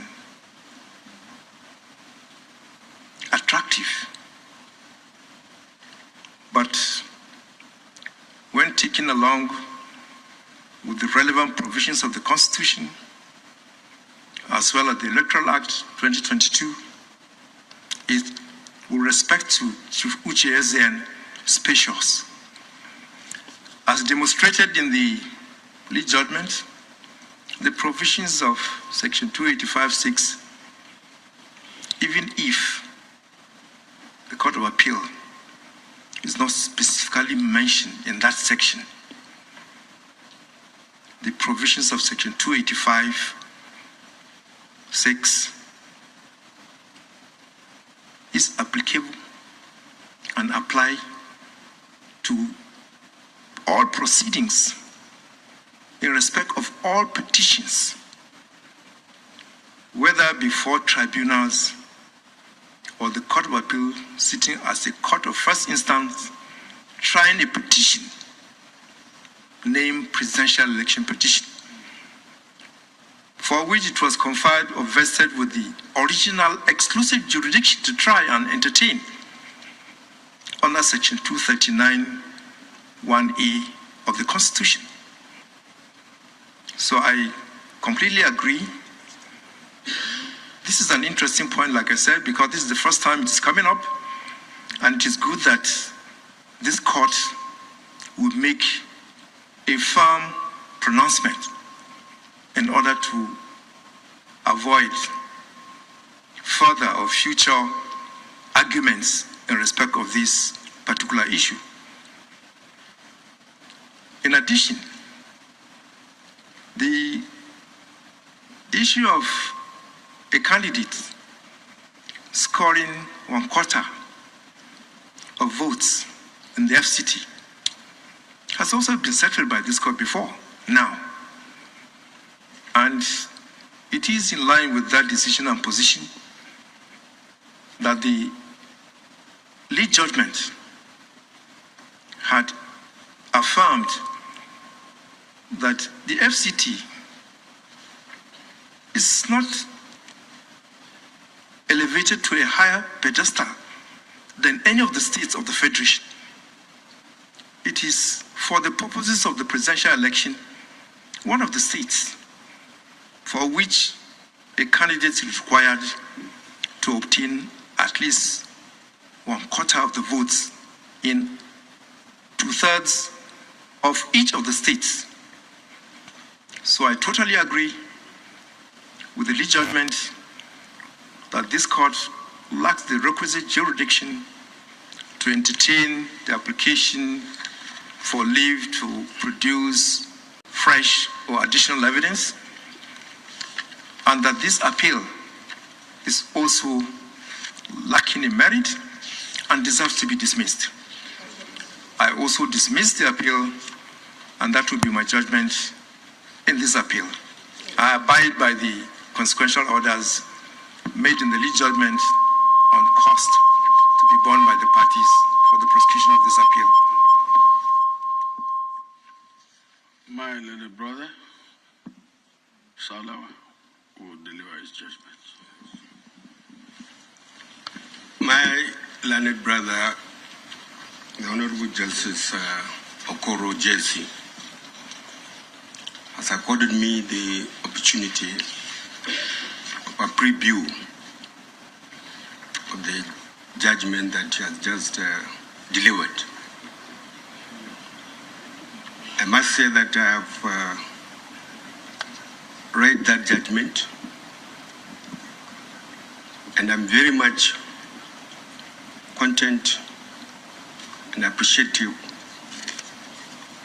of the far-reaching, erudite reasoning and conclusion that have so far been reached in the lead judgment. I concur with the highest sense of responsibility with the reasoning and conclusion reached therein. With particular regard to the interlocutory application, thereby urging upon this court to grant leave to the appellants to procure and transmit and adduce fresh or additional evidence at this crucial point in time of the appeal. I concur most assiduously with the conclusion that has been reached in the judgment of my learned brother that such an application is grossly unmeritorious, thus ought to be dismissed, and same is accordingly hereby dismissed by me. And as for the substantive appeal itself, which has been predicated upon a total of 7 issues, I agree entirely with the reasoning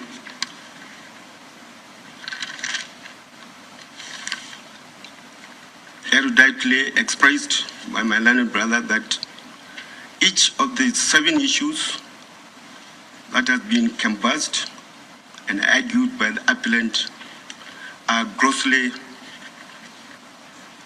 unmeritorious, thus ought to be resolved against them. Without much ado, I hereby accordingly dismiss the appeal for being grossly unmeritorious.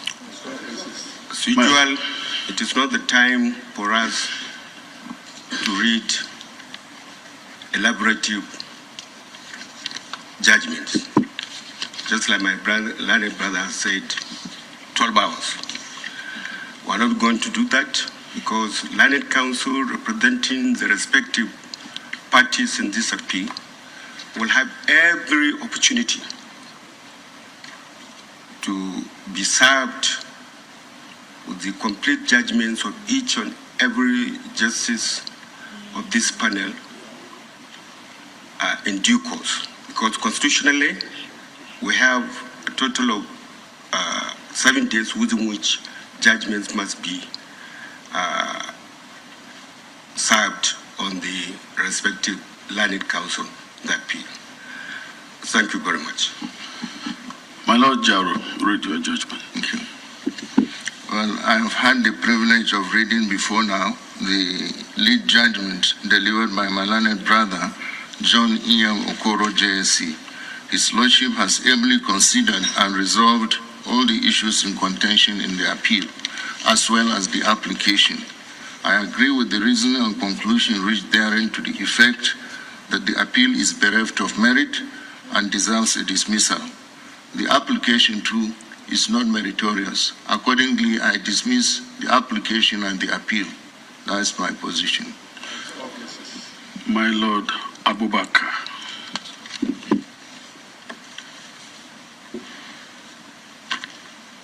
I thank my Lord the Presiding Justice, Honorable Justice John Ian Okoro, for granting me the privilege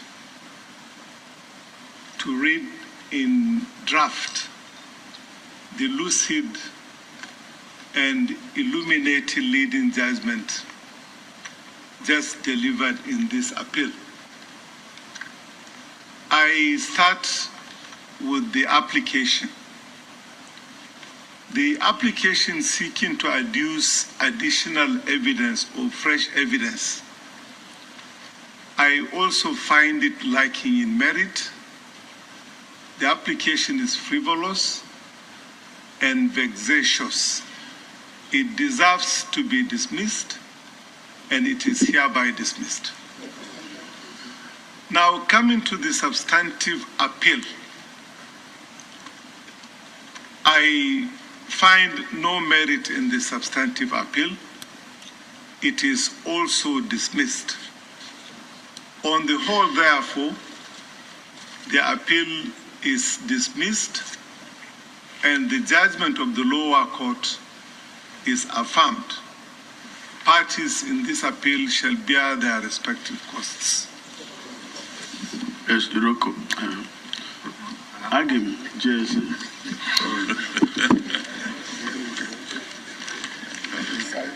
With the kind permission of the learned presiding justice, let me also express my view. I had a preview of the judgment delivered by my learned brother, Lord Justice John Okoro, JSCFR. I completely agree with the reasoning, conclusions, decisions, and others therein. And I must remark that it is bristling with commendable erudition.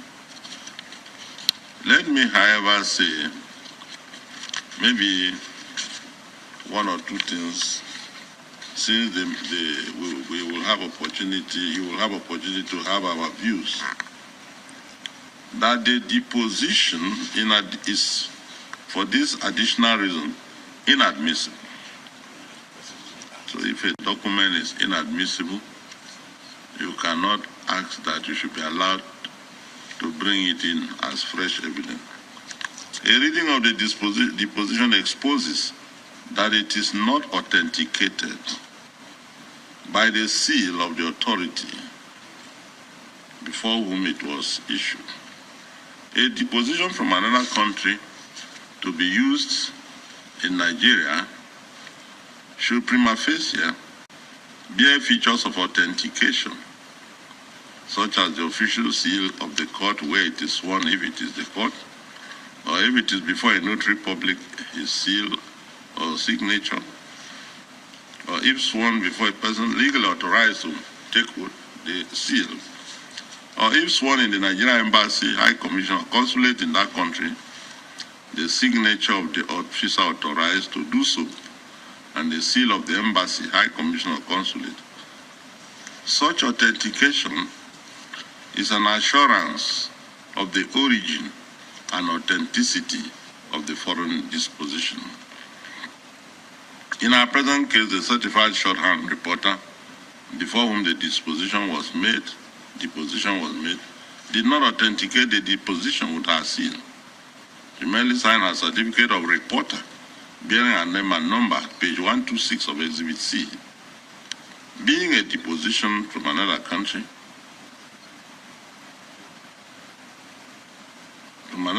it cannot be used in Nigeria without authentication.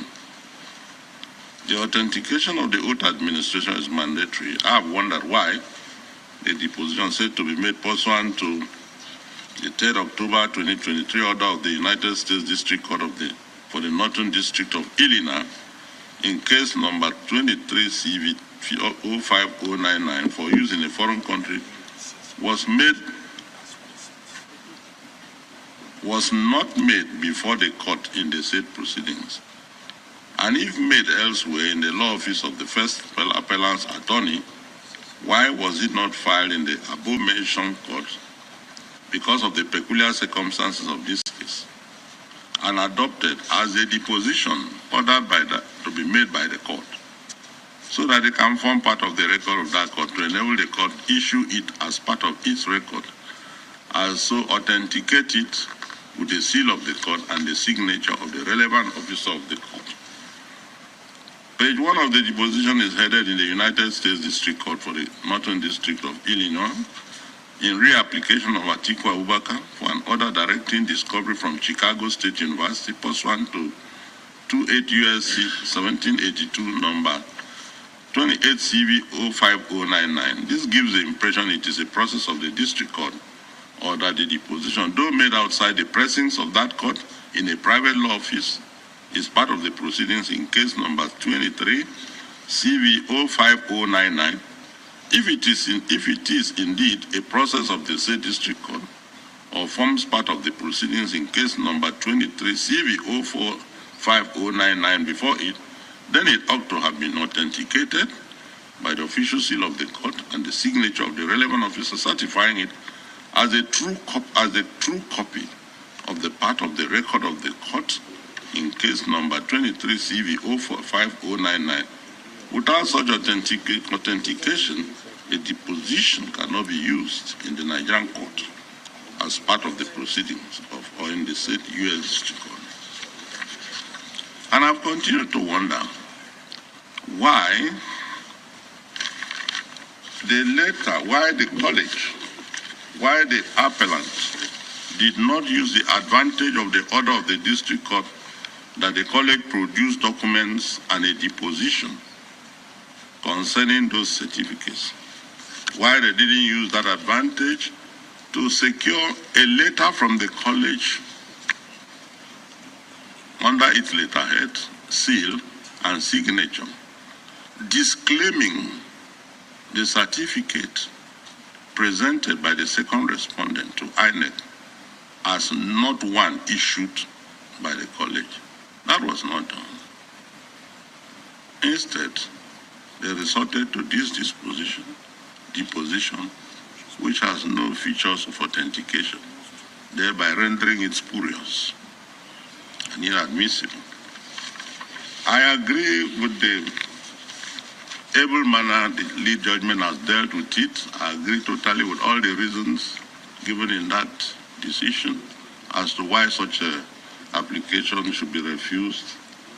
And it emphasizes one point.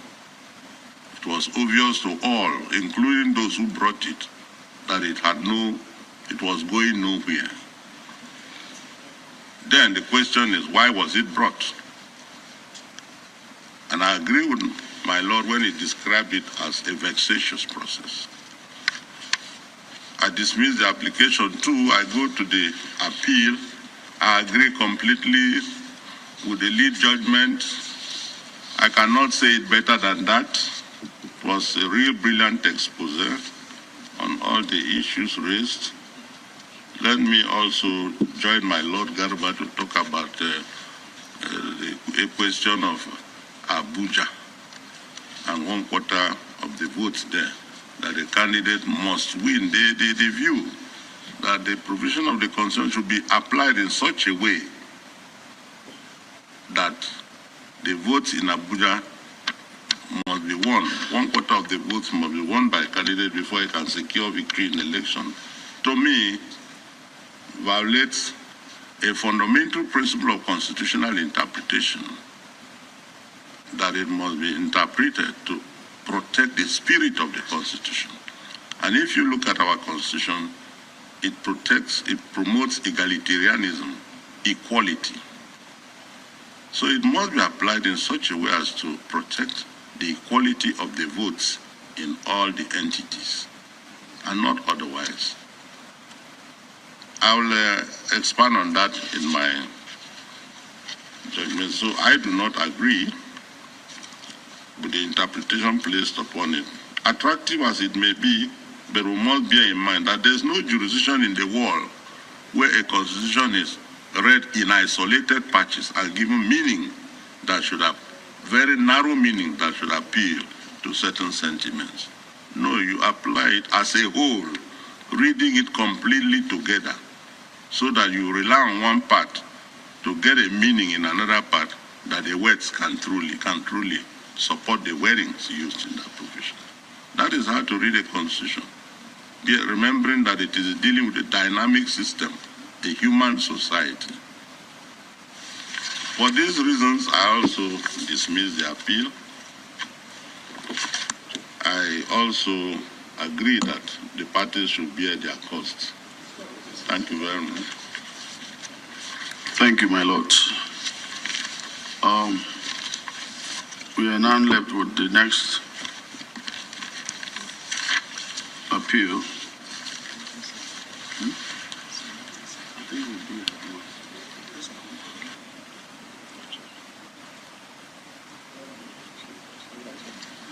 I call the next one.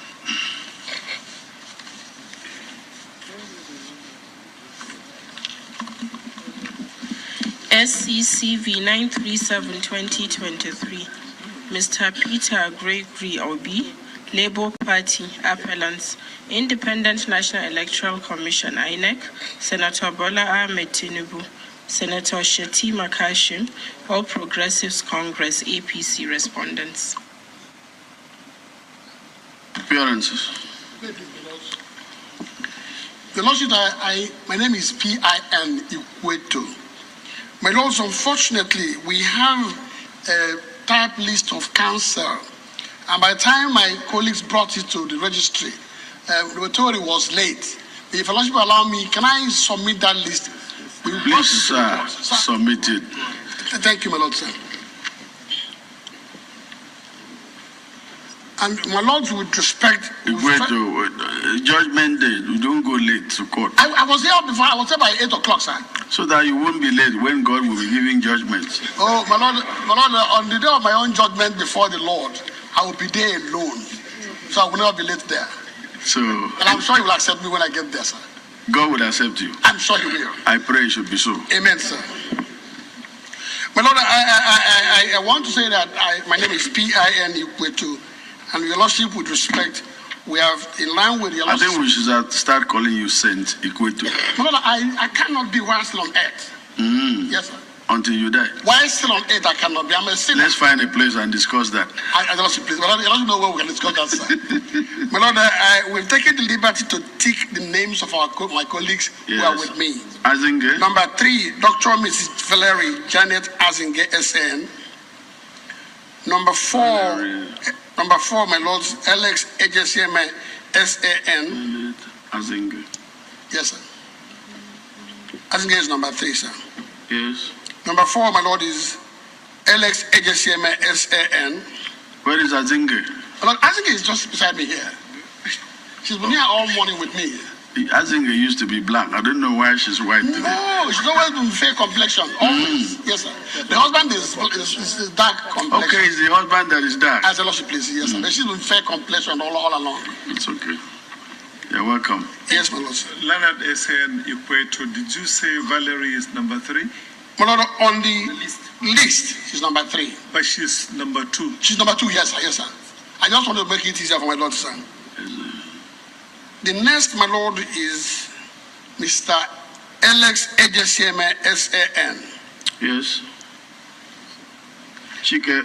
My Lord, as a Chike AOB Esquire. Yes. And my Lord, lastly, and in compliance with my Lord's directives, Ejiofor Onwaso Esquire. The Lord's appearance with due respect is for the appellant in this appeal. Yes. Yes. Please, my lords. I am Sir Stephen Adehi. I am number 2 on the list. Where is your list? We submitted a list this morning, my lord. Stephen Adehi, my lord. Okay. Sir Stephen Adehi. Leave that thing. Adehi. Yes, my lord. Yes. I appear with my learned friends of the inner bar. Yes, yes. Al Hassan A. Umar, SAN, is number 4 on the list. Umar. Yes, my lord. Yes. And number 7 is Wendy Kuku, Esquire, my lord. Yes. Yes. Number 8, Jamiu Aguru, Esquire. Where is Jamiu Aguru? And finally, number 10, Z.U. Obansa, Esquire. Our appearance, my lord, is for the first respondent. May my lords be pleased. Is that for the... Yes.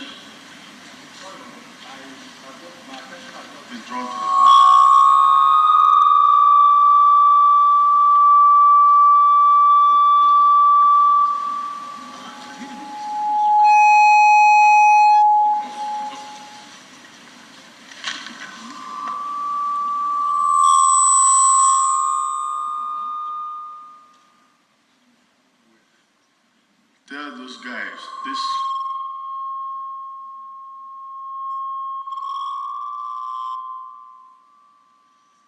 tell them that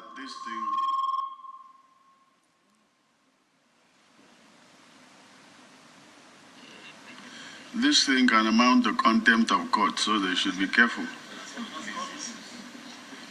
My lord, the last person on our list, my lord, is actually number 9, Amira Hamisu, not Obansa. Number 9. Who? Amira Hamisu, Esquire.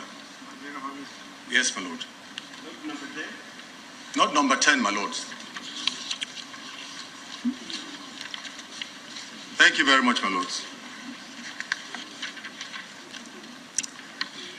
1, 2, 3.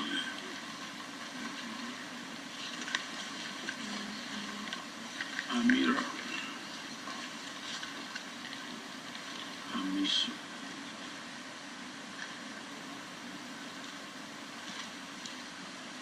Yes. If it pleases my noble lords, my name is Akintola Makinde, and I appear with my colleague, Okpe Moritala. Your lordships, we submitted a typewritten list in the morning. Very respectfully, our appearance is for the 2nd and 3rd respondents. We are very grateful, sir. Okpe Moritala, my lord, is number 2 on the list here. Yes. We are very grateful, sir. Yes. Yes.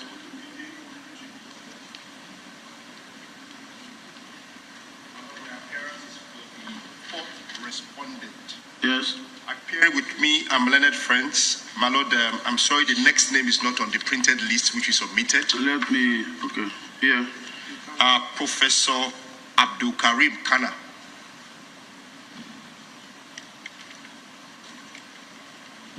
And Abdul Wahab Abayomi.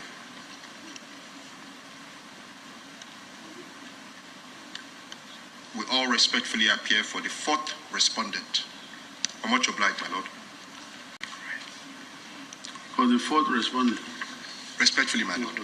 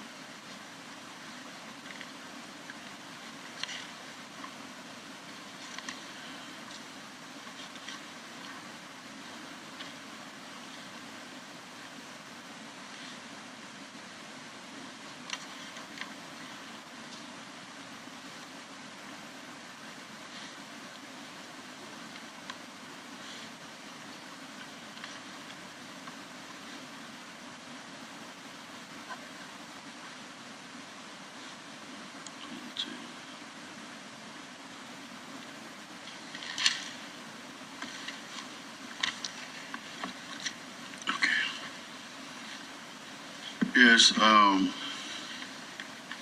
Well, in this appeal, we have, during conference, noticed that issues number 1, 2, 3, 5, 6, and 7 in this appeal have been dealt with in Atiku's appeal. It is the decision of this court that this issue shall abide the outcome of the issues as resolved in Atiku's appeal, mutatis mutandis. As for issue number 4, which has to do with double nomination, which was not in Atiku's appeal, it is the view of this court that this issue, having been dealt with by this court in SC/CB 501/23, which judgment was delivered on the 26th of May 2023, this court cannot allow the matter to be relitigated in this very court. There must be an end to litigation. For us to sit down now and talk about when this man resigned or did not resign, when they did a fresh conference or fresh primaries to replace him, which we have done before. We are not going to do it again. This matter ought not to have come here. When the matter was pending at the trial court, this court delivered that judgment. If you read the judgment of the lower court, they mentioned it, that Supreme Court has settled this matter. And that should have been the end. You now bring this issue of double nomination for us to sit on it and write another judgment. This is not how it should be. This appeal lacks merit and is hereby dismissed. My Lord, to my right, Abaji. I agree with my learned brother, Justice John Ian Okoro, that this appeal, number SCCV 937/2023, Mr. Peter Gregory Obi and the Independent National Electoral Commission lacks merit, and it is also dismissed by me. My Lord, Garba Jesse. I also totally agree with the lead judgment that this appeal substantially canvass the same issues with the appeal number 935/2023, which this court has very comprehensively dealt with. And there is no need for us to repeat ourselves because the issues are the same. The only issue that's different, like pointed out by my learned brother, the PJ, is that about double nomination, which you have settled. And we do not intend to reopen it again in this appeal. On the whole, I also join the lead judgment to dismiss this appeal for lacking in merit. My Lord, Salawa. Having had the privilege before now of reading a draft, the judgment prepared and delivered by my learned brother Okoro JC, I cannot but concur with the far-reaching reasoning and the conclusion that has been postulated in the judgment to the effect that the instant appeal lacks merit, thus ought to be dismissed by this court. Having associated myself with that reasoning and the conclusion, I have no hesitation whatsoever in dismissing the appeal. Appeal dismissed. My Lord Jauru. Well, I had the advantage of reading in draft copy of the lead judgment just delivered by my learned brother John Ian Okoro JSC. I entirely agree with the reasoning and conclusion contained therein that the appeal is devoid of merit and it ought to be dismissed. Consequently, I join my brother in dismissing the appeal. My Lord Abubakar Jesse. I also had the advantage of reading in draft the judgment of my learned brother Ian Okoro, JSC, and I am of the view that the appellants have nothing useful to urge this court. The appeal lacks merit, and it is hereby dismissed by me. My Lord Hakim Jesse. I had a preview of the judgment delivered by my learned brother, Lord Justice John Okoro. I completely agree that this appeal lacks merit and it should be dismissed. I hereby dismiss it. Thank you all for listening. The two appeals, I think we have concluded our job today. What remains is for us to go and rest. Thank you very much. We shall rise.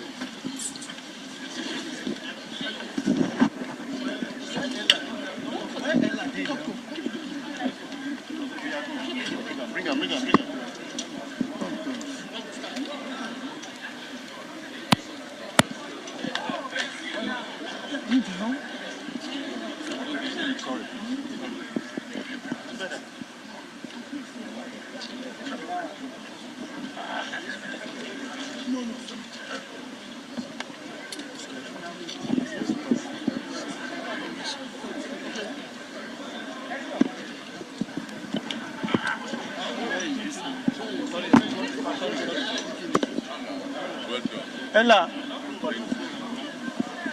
Please come pass. I'm fine.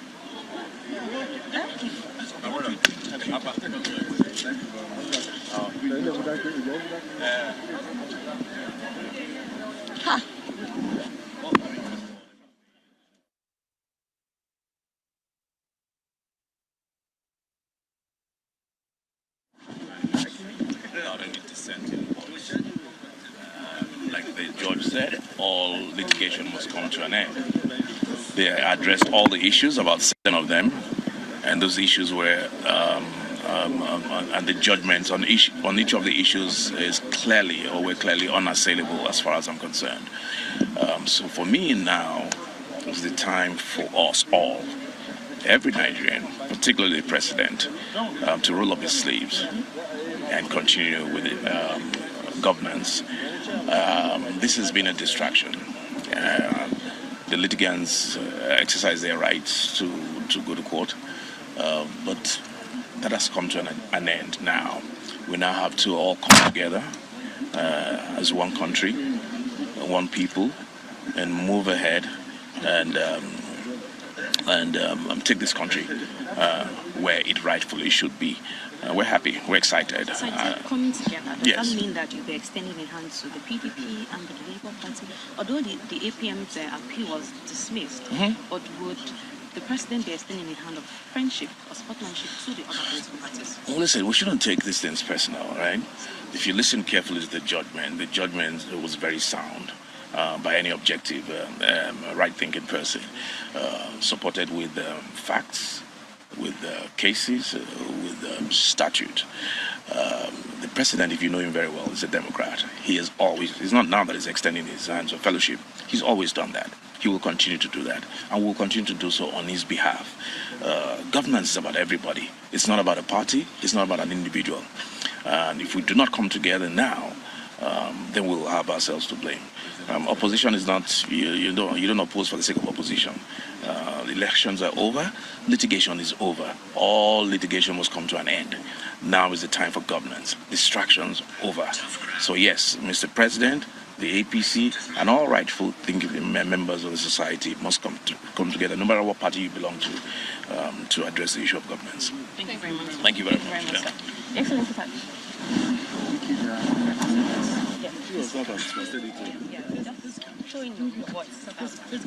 Okay. Well, I want to first give all the glory to Almighty God for this judgment. It is indeed another day that the Lord has made. We're glad that this puts an end to all litigation and a closure to all the speculations and all that. Mr. President, in his magnanimity, I'm sure will now begin, reach out to all to join hands with him in his renewed hope agenda. APC was his platform, but the Nigerian state is where he's president of. So this is not just a victory for our party APC, it's a victory for the country. And we want to salute the judiciary, starting from the Supreme Court, the Appeal Court. Their judgment was very detailed, it was very meticulous. It laid the foundation for the Supreme Court judgment. I want to salute the judges of the Supreme Court as well. It was straight to the point. And I believe that this judgment would be seen worldwide as that which is in line with global best practices in law. I want to salute them again because, they are the bastion of hope for everybody, including the common man. And this is a victory for democracy. Opposition can now go and rest. If they indeed mean well for this country, I expect that after today, they will call President Bola Ahmed Tinubu, they will congratulate him, they will now sit down and fashion out how to join hands with him in ensuring that indeed we achieve and continue to achieve our pride of place in the Committee of States across the length and breadth of the world. Once again, I congratulate President Bola Ahmed Tinubu for this victory, and I congratulate APC, I congratulate Nigeria. Thank you very much for having me. Thank you. Yes, just one question. Okay, what is it? Yes. Yes. The court today said that the FCT has no special status. As the minister of the FCT, you have to tell me. Maybe you don't understand what he said. FCT has no special status.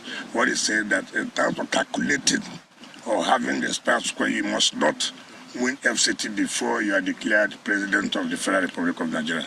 That FCT is like another state. So that you don't need to say, oh, if you don't win FCT, therefore you cannot be declared. That's what he said. So you must start with the APC crew. Can you say that you have moved to the APC? I didn't come with APC crew. And in the court here, I don't know where they said APC and PDP. I came here as somebody who's interested, as somebody who wanted the country to move forward. So I congratulate Mr. President, and I think that this has come to the end. No more speculation. So Mr. President can focus and do what he's supposed to do for Nigerians. Thank you. Thank you. I just want to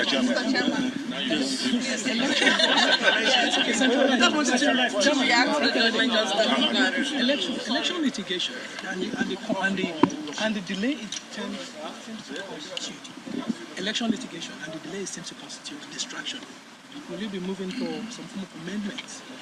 Well, you see, what is your advice to your opponents? well, you see, this is a developing democracy in a developing nation, so you expect such distractions to occur. But I believe we fine-tune our laws, especially electoral laws, and we believe we shall come to the mature stage that we are expecting. Pertaining to acceptance of this verdict, I urge our colleagues, politicians, to accept it in good faith. And also I have to use this opportunity to congratulate politicians, to congratulate the leaders of the opposition political parties, because it is better for them to resort to judiciary, which they have done so, rather than taking, arms against against each other. Yeah. So we have to congratulate our politicians for resulting to judiciary, and the judiciary has done well. It means that democracy is getting matured in Nigeria, and we are happy with that. Many thanks, sir. Thank you.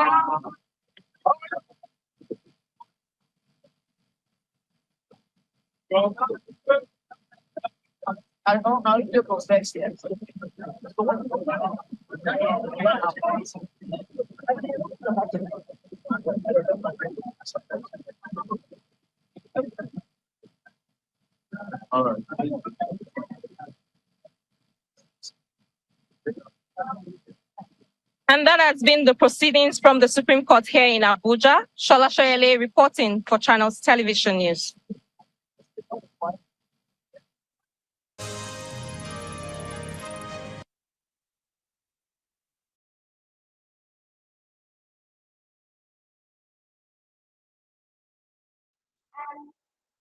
Wow, wow, wow. That was a long procedure. We've heard all the cultural proceedings, right? That was part of it. And we have to continue. That is the truth. We don't give in, we don't give up. What is the next step? What do we do? I would say kudos to Peter Obi. I mean, he has done his part. He pushed it to the end. He made sure that he fought the case to the end. That is the truth. He fought the case to the end. But we all know that that the power of the people, the power belongs to the voice of the people, and the voice of the people must be heard. So let's keep on pushing, guys. Let's keep on pushing. Let's keep on the dream. We should not give in. We should not give up. Okay. What is next? What do we need to do? I know the Obedient movement. We've been fighting the case. We've been fighting hard, and we did it. We are doing it, and we are making changes. That is the truth. We made changes for this less than a year. We made changes. We made changes. We were able to have people in House of Assembly, Senate, House of Rep, Governor. Despite of the threat, despite of the rigging, we were able to do it. And the battle continues. We know all these people. It's not just it's not just they've been there for a long time. They've been there for a long time. So we should not expect it to just be an an easy ride, okay? So I say kudos to His Excellency Peter Obi and Dati. What do we need to do? What do we need to do? Guys, I want you to share your comment. What do we need to do? What is the next step? I want you to share the video.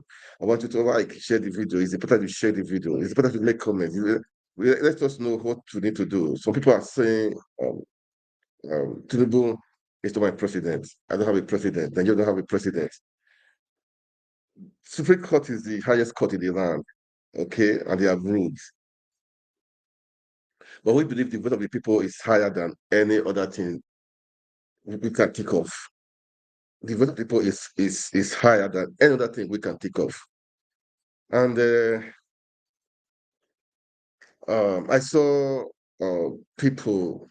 I mean, even the response of Tinubu himself.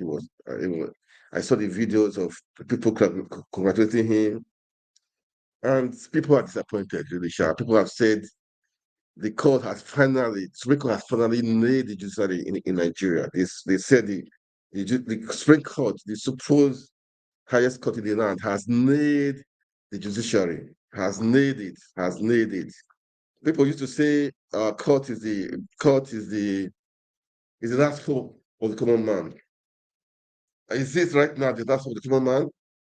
Man, guys, man, it's painful. It's painful, really, man. But that's how it is, okay? That's how it is. Should do not see people before this time. We all know that the Supreme Court is going to go along this line. We all know when the tribunal did their own. We knew that something was going to happen. The Supreme Court was going to do their own too. But we just believe, okay, maybe something somehow will happen somewhere. We just believe, okay, maybe something will happen somewhere, maybe intervention for somewhere, or the speaker will do their part to right the wrongs of the judiciary. Even lawyers, they are being pained. They are not happy. Some of them are not. Most of them are not happy because the system has been destroyed. You know, all this why the system has been destroyed, and the people were hoping that this big court we repair it. We repair it, but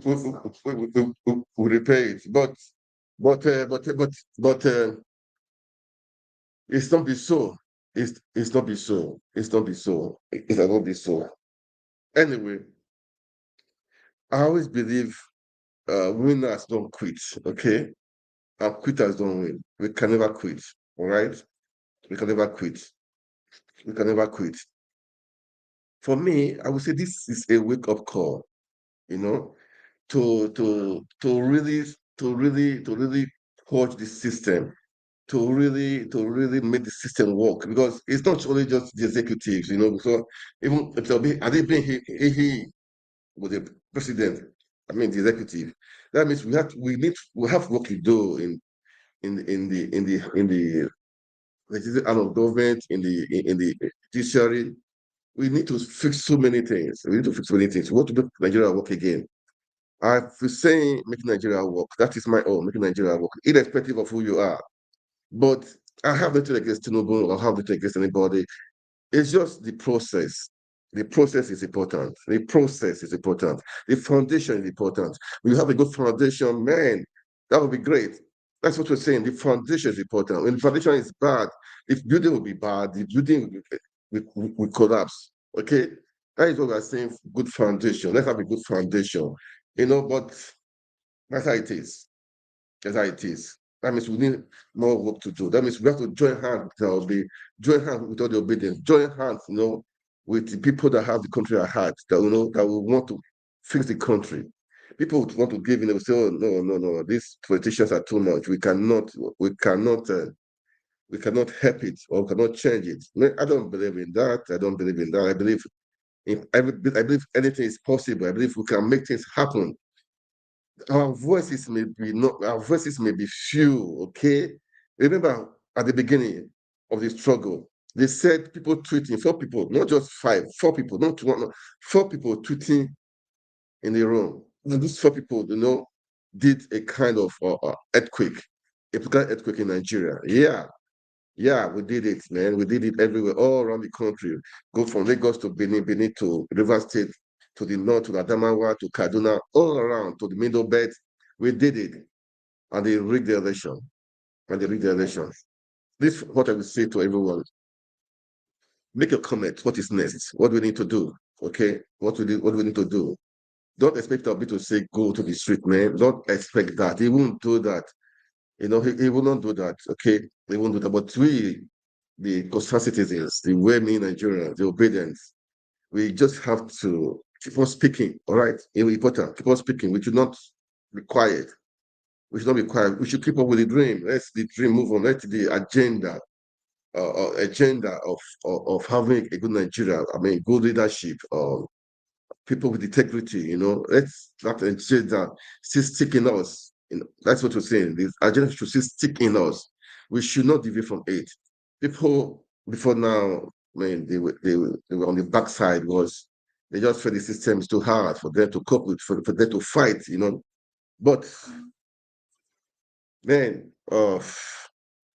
this is how it is. I want to use that word. This is how it is. Okay, this is how it is. But nothing evil lasts forever. Okay, the good must always prevail. The good one must prevail. I have to give kudos to all the obedience. Kudos to our His Excellency Peter Obi and to obey that to that team, and all support to all the people, all the lawyers. Kudos to all of them before the fight. But we know what happened. We know what happened. We know that there are elements that don't want the judiciary to work. There are elements that don't want the executive to work. There are elements that don't want Nigeria as a nation to work. There are elements. Yeah, there are elements. And we are going to fix that. Or we'll do it. We will do it by God's grace. We will make sure Nigeria work. We'll make sure Nigeria work. That is how it's supposed to be. That is how it will be. That's how it will be. It's just a pity that some people, I feel like some people are still full of, I feel full of, how I put it on, I feel full of hatred. When you want your country to be good, it's a good thing. You know what I'm saying? If you want your country to be good, that is what you're supposed to be proud of it. You're supposed to be proud of it. You want your country to be good. You want good leaders. You want good leadership. You want people of integrity to be in the heads of affairs.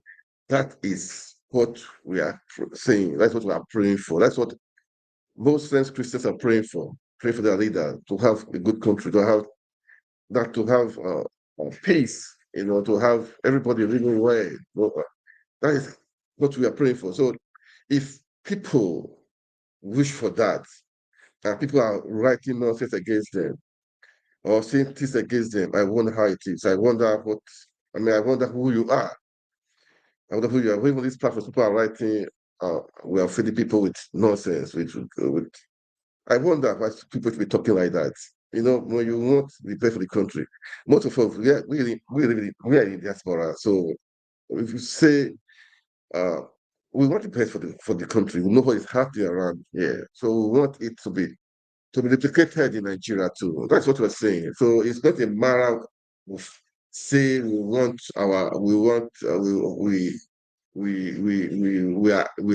in we are looking for something. No, not really. Not really. What we want is the betterment of the country, of the people. That's what we're saying. Where the battle continues, that is the truth. Continues. We need to pray for Nigeria, pray for the leaders, that is the truth. I pray for Nigeria, I pray for the leaders, I pray for the people in Nigeria. I always pray, I always do that. That's my work to do. It's my work to do. So it's your work also to do. Okay. Well, today has been a great day, a glorious day. I saw even the governor of one place, I think he's a PDP, but he's happy. I saw him, I think, celebrating with Tinubu. I think from Bayelsa State. Is it Diri or something? I don't know. They say it's a PDP anyway. Don't be surprised people will be decamping to APC now. Don't be surprised. Don't be surprised. I saw Is it what's his name? That Omokri. That guy is shameless, man. He's shameless. He's happy. He should be happy. He has the right to be happy, but he should not just. PW has done nothing to him or against him. I don't think the one we're aware of, except he knows that something happened. And if not, why is he so personal about Peter Obi? I don't know why he's personal about Peter Obi. He was dancing, said this is, I don't know, it's steps. I don't care, but to know that. But they should declare to APC because he's been talking about APC. But he claimed to be in PDP, but we should just declare to APC. I know he's happy. I'm sure by now he's so blamed. I know he's been lobbying to be maybe a PA or something or SSA or something, But what am I trying to say? We should all unite to make the country great. People with integrity, people that will have the country at heart. That's what we are saying. That's what we want. Okay. It's not a matter of the party you belong. It's not a matter of who the person is, but making the country better, making the country strong. That is what we are saying. Okay. That's what we are saying. All right. For me personally, I believe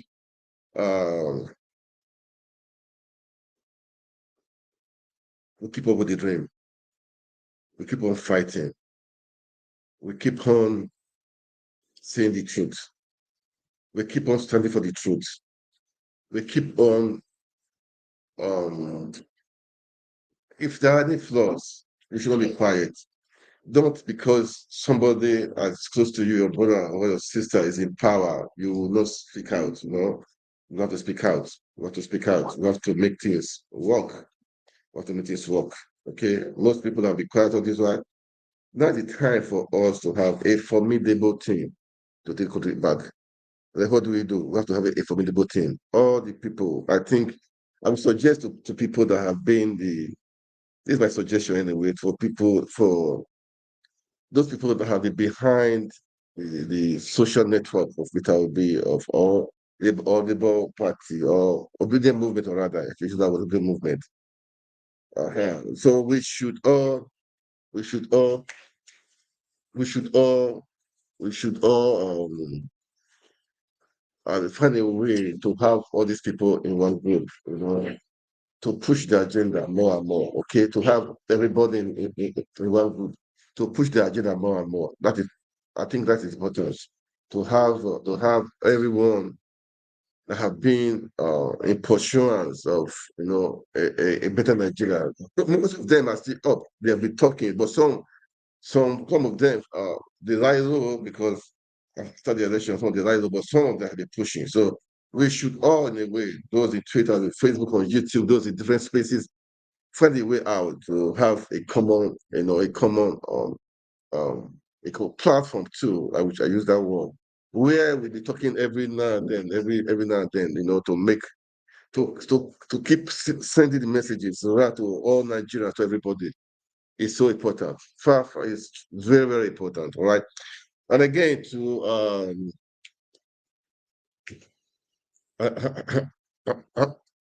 and again to I would say those people in the house on behalf, I would say, that have been elected on the platform for obedient movement, do the right thing. Okay.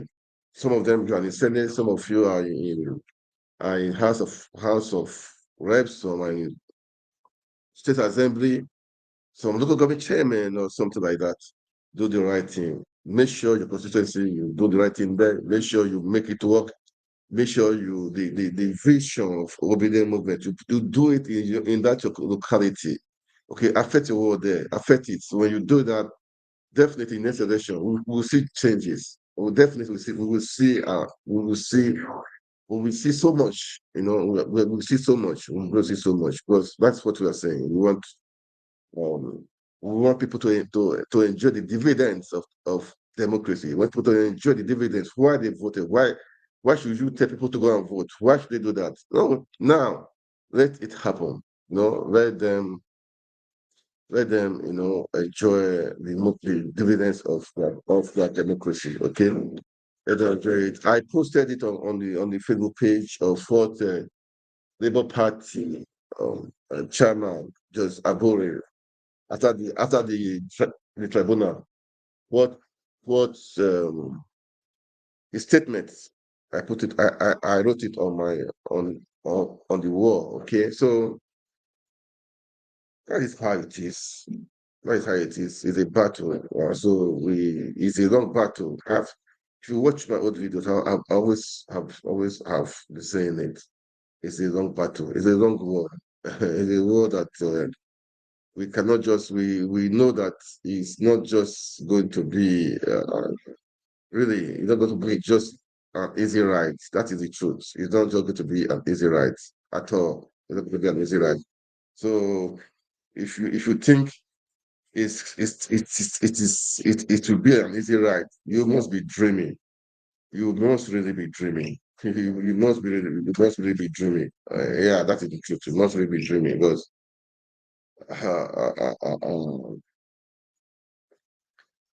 it's a long process. Okay, it's a long process. It's a long process.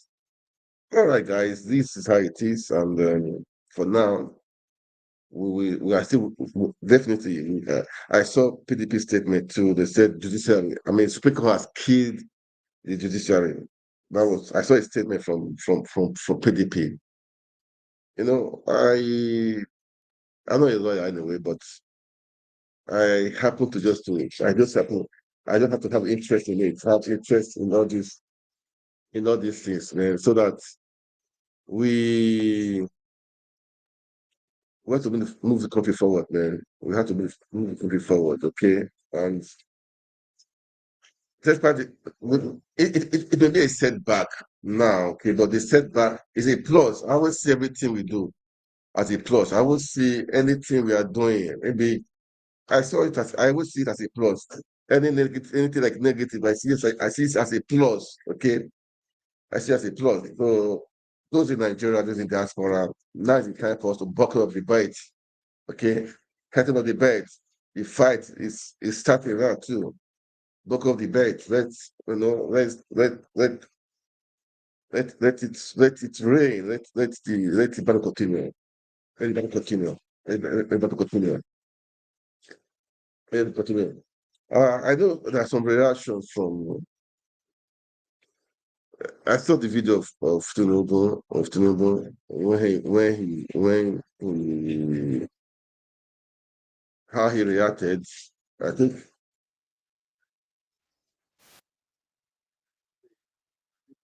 it. I think I should just play it. Okay, I think I should play it. His reaction of today after the election. That is how it is, man. What all the same, it's just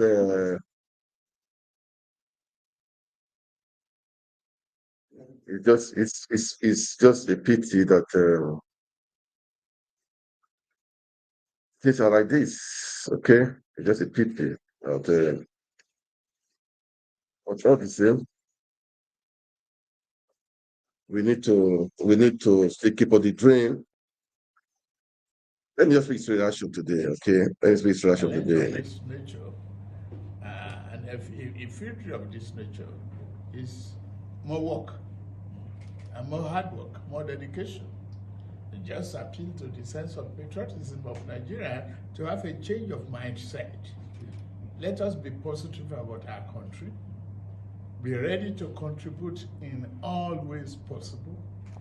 There's no promise of El Dorado from day one. We're all in this boat and it is important that we recognize that we have no other country but this one. So we better be committed to it, not for the sake of our own self-aggrandizement, our commitment to the values, the creed of dedication, patriotism, and commitment to the value of this country. It is extremely important that we have a change of mindset for the sake of our country. Not for us, but for our children and grandchildren, great-grandchildren, the inheritors of tomorrow.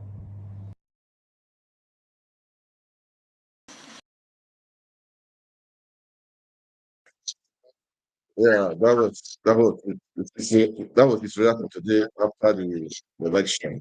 Okay, me after the tribunal, after the Supreme Court judgment. Well, what do you say? What do you say? What do you say, man? We keep on moving on. Keep on moving on. Let's watch. Let's wait what we hear from His Excellency Peter Obi. And as I've said, don't expect him to tell you go and protest. Or he won't say that. But as I've said, the power is the power depends on us, on the people, the vote of the people. That is where the power ends. Okay, that's where everything ends. The vote of the people. So that's how it is. That's how it is. I know most people are right now in Nigeria. I know they've gotten used to it. Yeah, that is the truth. Because some people are still hoping, okay, maybe the judiciary can do something. Maybe the tribunal cannot do anything. Maybe the Supreme Court will do something. But we all know after what tribunal did, we all knew that Supreme Court will not make a difference. Okay, but that is where it goes. All right, guys. I think I have to stop for here. For now, please, I will say kindly like and share. Okay, like the video, share, make comments, and let's see what is the next step. All right, Nigeria will survive. Nigeria must move on. Nigeria is our country. We have to make it work. It's you and I that will make it work. Don't expect another person to make it work. It's you and I that will take the power back from these chakras. Don't expect anybody from US or anywhere to take it back. When they moved the tribunal area from the second, I thought to today, I knew that something is fishing. We know something is fishing, and we were not disappointed. That is the truth. We are not disappointed. Okay. And that's how it is, guys. All right. Kudos to everyone that have been. I mean, that is a part of the struggle, and we want more in. Okay. The struggle continues. That is how it is. All right. All right, guys. Thank you all for watching, and God bless you. God bless Nigeria. Thank you.